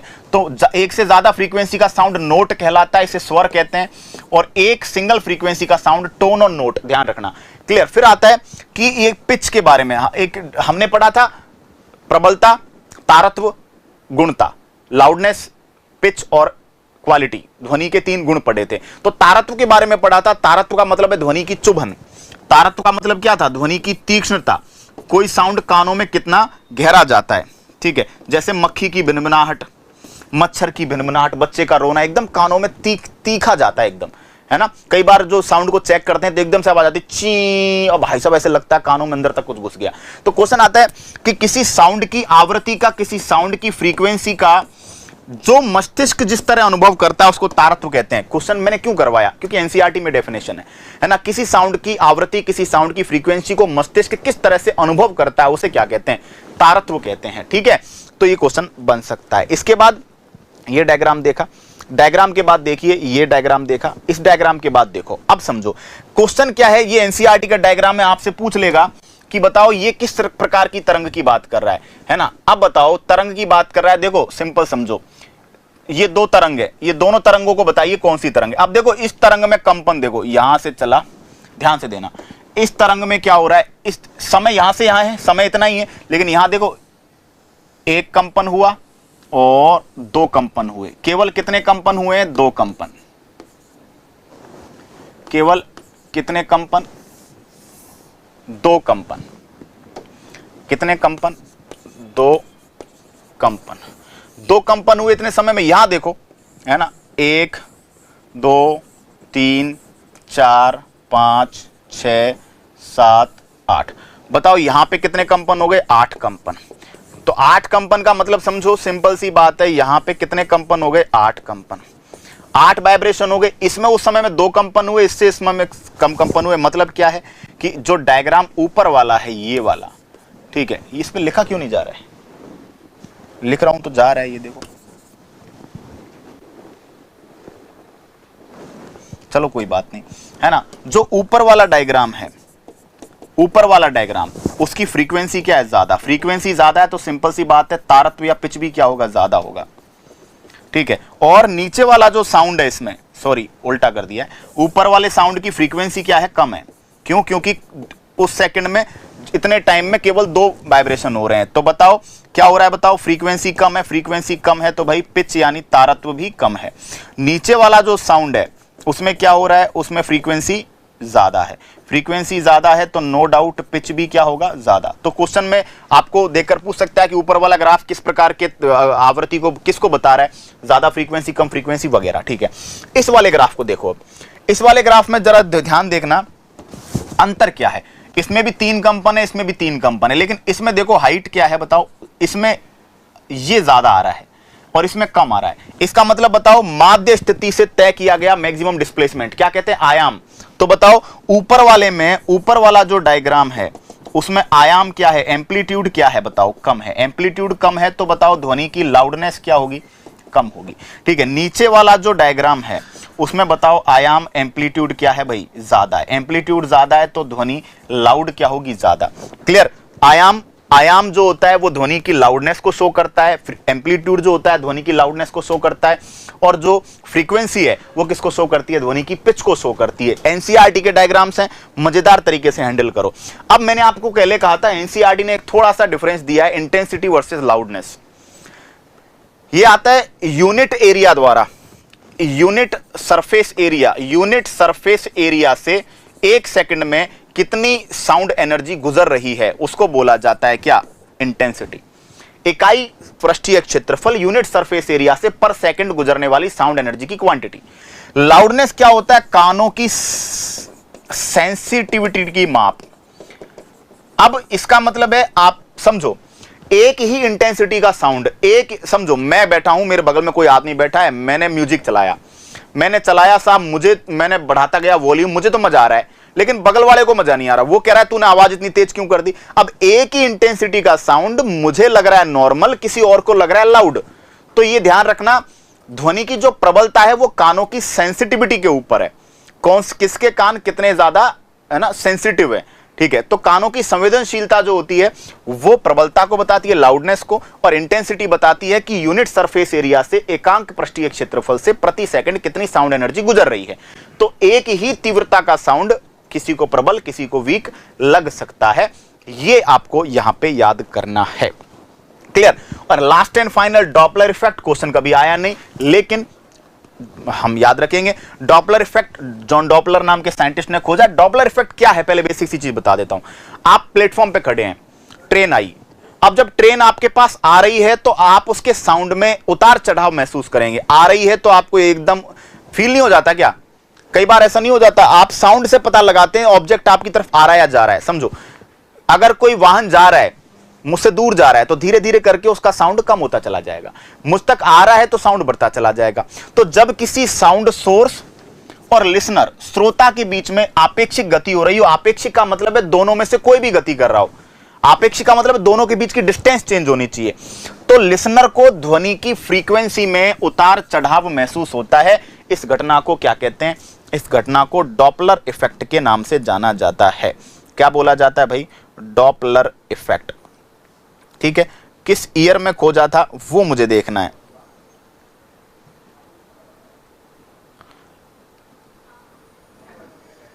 ठीक है, मुझे ये देखना है, क्लियर। डॉपलर इफेक्ट को खोजा गया कब, क्या 1842 में, ठीक है। ये थोड़ा सा 1842 साइंटिस्ट का नाम था डॉपलर। इन्होंने कहा कि जब किसी सोर्स और सुनने वाले व्यक्ति के बीच, सोर्स और लिसनर के बीच में कोई भी तरीके की मूवमेंट हो रही है तो लिसनर को साउंड की फ्रीक्वेंसी में डिफरेंसेस देखने को मिलते हैं। लाइक कोई भी ट्रेन पास आ रही है तो उसकी सीटी की ध्वनि तेज सुनाई देती है, जब ट्रेन दूर जा रही है तो उसकी सीटी की ध्वनि, तो एक्चुअल में उसकी फ्रीक्वेंसी तो फिक्स है लेकिन हमें उसकी फ्रीक्वेंसी में कुछ चेंजेस आ रहे हैं। तो एक क्वेश्चन आता है स्यूडो फ्रीक्वेंसी जो सुनाई दे रही है, एफ लिसनर बराबर V plus V L upon V plus minus V S into F S, ये फॉर्मूला है, ठीक है। वी क्या है भाई, तरंग का वेग, ठीक है। Vs अगर स्रोत गतिशील है तो किस वेग से गतिशील है, Vl अगर श्रोता गतिशील है तो किस वेग से है, और Fs स्रोत की एक्चुअल में क्या एक्चुअल फ्रीक्वेंसी पेपर में देगा और ये वैल्यूज आपको देगा और आपसे पूछेगा आभासी आवृत्ति क्या है। कंसेप्ट को समझो, अगर स्रोत स्थिर है तो हम Vs को 0 ले लेंगे, अगर श्रोता स्थिर है तो हम VL को 0 ले लेंगे, जो स्थिर है उसको 0 ले लेंगे, दोनों गतिशील है तो दोनों की वैल्यूज रख लेंगे। अब बात सिंपल सी इतनी है, इसको कब पॉजिटिव कब नेगेटिव लेना है ये ध्यान की बात है। फॉर्मूला है FL बराबर V प्लस माइनस VS, ऊपर क्या लेना है, ऊपर V प्लस माइनस VL ऊपर लेना है सुनने वाला, नीचे लेना है ना जहां से निकल रही स्रोत। FL बराबर V plus minus VL upon V plus minus VS into FS। FS क्या है, सोर्स की वास्तविक आवृत्ति, ठीक है। V है तरंग का एक्चुअल में वेग, तरंग का वेग, ध्वनि तरंग का, और VL VS क्या है, स्रोत की या श्रोता की गति। अब देखो कब किसको पॉजिटिव लेना है, जब स्रोत पास आ रहा हो, सोर्स पास आ रहा हो, सोर्स पास आ रहा हो तो VS को नेगेटिव लेना है, और सोर्स दूर जा रहा हो तो VS को पॉजिटिव लेना है। क्लियर, सोर्स की बात। और श्रोता का उल्टा कर दो, जब लिसनर पास आ रहा हो तो VL को प्लस में लेना है, और जब लिसनर दूर जा रहा हो तो VL को नेगेटिव लेना है। बस यही अंतर है, बाकी क्वेश्चन चुटकियों में उड़ेगा। जब मैं आपको इसका जो सोल्यूशन करवाऊंगा, ठीक है, एनसीईआरटी बूस्टर्स में जो मैं एग्जांपल करवाऊंगा यूट्यूब पे, ठीक है, तब आपको इसका मैं एक दो क्वेश्चंस भी करवाऊंगा। आज तक न्यूमेरिकल आया नहीं है, फिर भी ध्यान रखना है। फॉर्मूला सिंपल है। फॉर्मूला आपके पास FL बराबर F लिसनर को क्या सुनाई देगा, FL बराबर V plus minus VL upon V plus minus VS into FS। FS क्या है, रियल आवृत्ति है ना। V क्या है, तरंग का वेग, क्वेश्चन में देगा VL L का मतलब है लिसनर, श्रोता अगर गति कर रहा है तो उसका वेग, और VS अगर स्रोत गति कर रहा है तो उसका वेग। अब यह ध्यान रखना है कि स्रोत पास आ रहा है तो VS को नेगेटिव लेना है, दूर जा रहा है तो पॉजिटिव। श्रोता पास आ रहा है तो पॉजिटिव, श्रोता दूर जा रहा है तो नेगेटिव। बस ये माइंड में बिठाना है। इसके अलावा मैंने कहा है ध्वनि तरंगों में रिफ्लेक्शन, रिफ्रैक्शन, डिफ्रैक्शन है ना, इंटरफेरेंस, ये सारी घटनाएं होती हैं। ध्वनि तरंगे लॉन्गिट्यूडाइनल होने के कारण, ध्वनि तरंगे क्या होती हैं, लॉन्गिट्यूडाइनल, ध्वनि तरंगे अनुदैर्ध्य होती हैं, और लॉन्गिट्यूडाइनल होने के कारण वो पोलराइजेशन नहीं शो करती, क्योंकि पोलराइजेशन केवल और केवल कैसी तरंगों का गुण है, पोलराइजेशन केवल और केवल जो है ट्रांसवर्स वेव्स यानी कि अनुप्रस्थ तरंगों का गुण है, लाइक लाइट। ठीक है, तो ये बात हमारी साउंड के बारे में हुई है। कंप्लीट डिटेल में जाकर टॉपिक को डिस्कस किया है। NCERT diagrams, NCERT facts, NCERT concepts के साथ सारे डायग्राम्स जो एनसीईआरटी में थे वो सारे आपको दिखाते हुए, सबका एनालिसिस करते हुए। ये टॉपिक न्यूमेरिक कम है, न्यूमेरिक में V बराबर n लैम्डा वो एक फॉर्मूला ज्यादातर पूछा जाता है, वहां से क्वेश्चंस बनते हैं। Doppler effect is another formula, लेकिन आज तक क्वेश्चन न्यूमेरिकल नहीं आया। फिर भी मैं एक दो एग्जांपल एनसीईआरटी बूस्टर जो यूट्यूब पर लूंगा, मैं उसमें एक दो एग्जांपल जरूर डॉपलर इफेक्ट के ले लूंगा। ठीक है, तो आगे बात करेंगे नेक्स्ट वीडियोस में heat and temperature the upcoming topic. और उसके बाद देखा जाए तो फिजिक्स का 95% मटेरियल जो एग्जाम में आता है दैट इज कंप्लीट हो जाएगा हीट एंड टेम्परेचर के साथ। मजेदार तरीके से बात करेंगे, तब तक के लिए लेता हूं विदा, टाटा बाय बाय, जय हिंद।